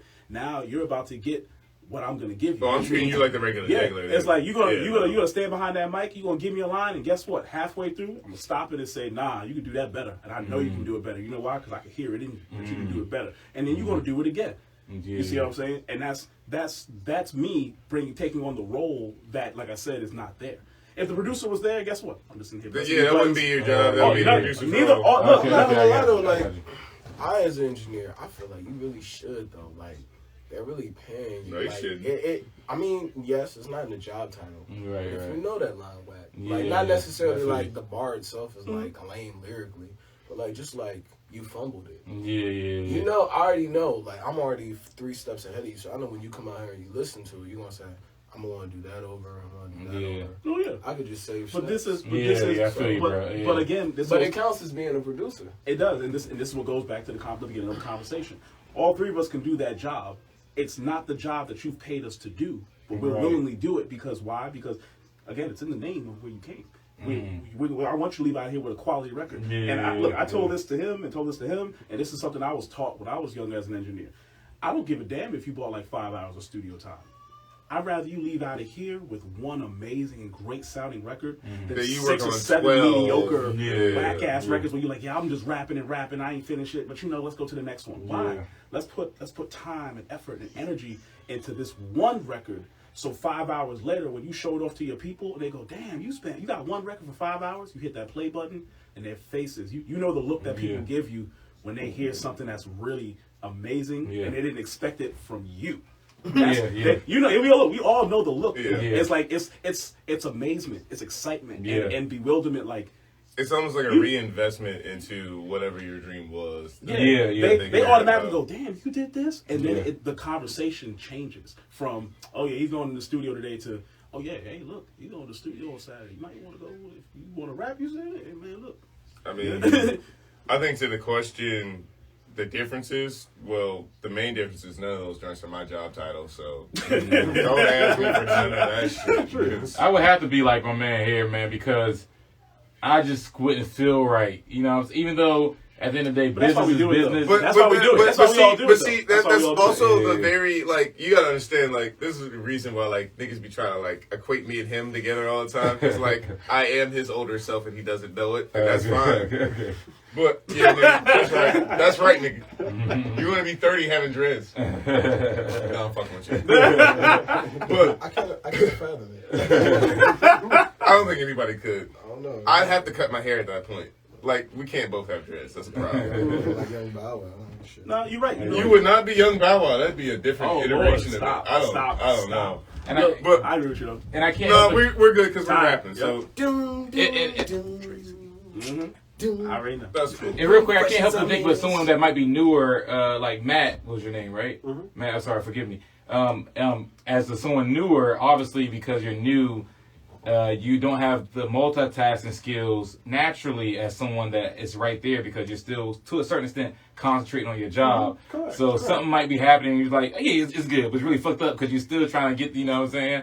Do you feel like even coming down to say the engineer and producer aspect as being one and the same, like, so like you're saying, if you are newer into the engineering scene, you might not be able to flip that switch and be like on the producer side where, okay, well, maybe we can do this, and this to make this a little bit better, because you are focused on the engineering aspect or the tracking aspect of things. I'm not gonna lie though, you are like one of the most analytical people I've ever came across though. Who, me? Yes, bro. Like, I mean, it's you're observant as shit. Thank you. Yeah. I be keeping that. Thank you. I appreciate it. I definitely am, and that's just a lot of how I was brought up and everything, and what things that I've gone through. Definitely, I am very, very observant person. When it comes to a lot of situations. I'm a very, is this worth that energy? Because I only got so much energy in my week to divert to anybody. And energy in the day. And nigga, you be drained. You know why? You know why though? Because even if, energy, you give energy out to the universe. Am I getting it back? It always comes back one way or another. It might not come back. This is the kind of energy I want, nigga. I might not devote it. Well, that's the thing about, you got to choose whether you're giving out positive energy or negative energy. You have to choose whether you're giving out fake energy or genuine, authentic energy. See, like, if you give out good, genuine, positive energy, even if the artist is some shit, even if you don't believe in the music, even if you don't want the job of pushing it, which you don't have to take, when you're doing your due diligence in your job as a recording engineer, when you give that 110, when you get that 120, it might not manifest there, but that relationship, or off of the strength of that relationship, it could manifest in so many other places that you would just be like, how coincidental? But it's not a coincidence, and it happens to me all the time. That's why I'm like, I don't give a fuck who you might be taking like what I'm saying. Like, yeah, I'm telling all my jokes and all that. At the end of the day, if you just schedule me, you go on Quality Touch Studios and you book me, you're gonna have a fantastic session, and I'm gonna give you 100%, 110% of an engineer's skill. But you're talking about the development of that artist in that session. No, I'm a little bit different. I'm a little bit pickier, and I'm a little bit choosier because I have a higher standard that I hold people to, not only because of the fact that I've been engineering for as long as I've been engineering, I've been working with Will as long as I've been working with Will, working with all these different engineers as long as I have been, but also it's very much I'm an artist, and I don't let myself slack because there's a bunch of records that I've come back to that we've personally worked on together, and I'm like, yo, that's not it. It's not there. There's sessions that backfire, like M&C. Yeah. M&C, like, that backfired. But there was nothing I could really do. That is again another, that to my point is like, yo, is that worth my time and energy putting into an artist that is obvious? This is obviously a hobby. I see you like maybe once a month. We go over the same shit, the same stuff. Nothing's come out of it. So why should I broadcast that kind of energy? Because at that point, because it's your name and your reputation, and the $55 went from this end of the table. Guess what name goes on that record when I'm not invested? Quality Touch Studios. When I'm invested, Slim the Engineer goes on that shit. Dead ass. Yeah, for sure. Because you're paying for a service, and I'm gonna provide you the best of that service possible. But if you want that extra and above, I can't believe in your record any more than you believe in your record. And I promise you there's not one record that I've ever believed in that person did not believe in and performed as such for me to go and say, okay, you know what? I'm going to throw some plugins on today. And let Will come downstairs. Fuck it, this record sounds fantastic. It's just not going to happen outside of that. Because for what reason? I'm devoting energy that I can be putting to my personal clients, be putting into my own music. Like, if you're not willing to, it's like being on a team, dog. If you're Jordan, but I'm not, but I see you being Jordan, you make me want to be Jordan. So always be Jordan. You can't, because there's only one Jordan, and the rest of the team feeds off the energy from Jordan. So the best he could ever do. I understand his point. I understand both your points. For him, the best he could ever do is be the best Steve Kerr. Because it's not my song. You know what I'm saying? I got you with that game-winning shot, but you're still Jordan. That's the best he can do. I don't know my philosophy on it. For you, you're like, guess what though? I'm Pippen. I can be Pippen. I'm gonna sell you an experience. Yeah. Like, I mean, of course, it's just my job. But what you're not about to do is you're not about to have me as Pippen and pay me like you're Jordan. Because that's not what's happening. No. And it's not even just about like pimping. It's not like. I mean, Jordan was pimping. I mean, if you want. Guys, let's stay on. No, Yeah. I Stay on topic. understand. I understand. But it's not necessarily just so like, the whole athletic approach about it. It's just the fact like what I learned from being a server at Olive Garden, I apply here.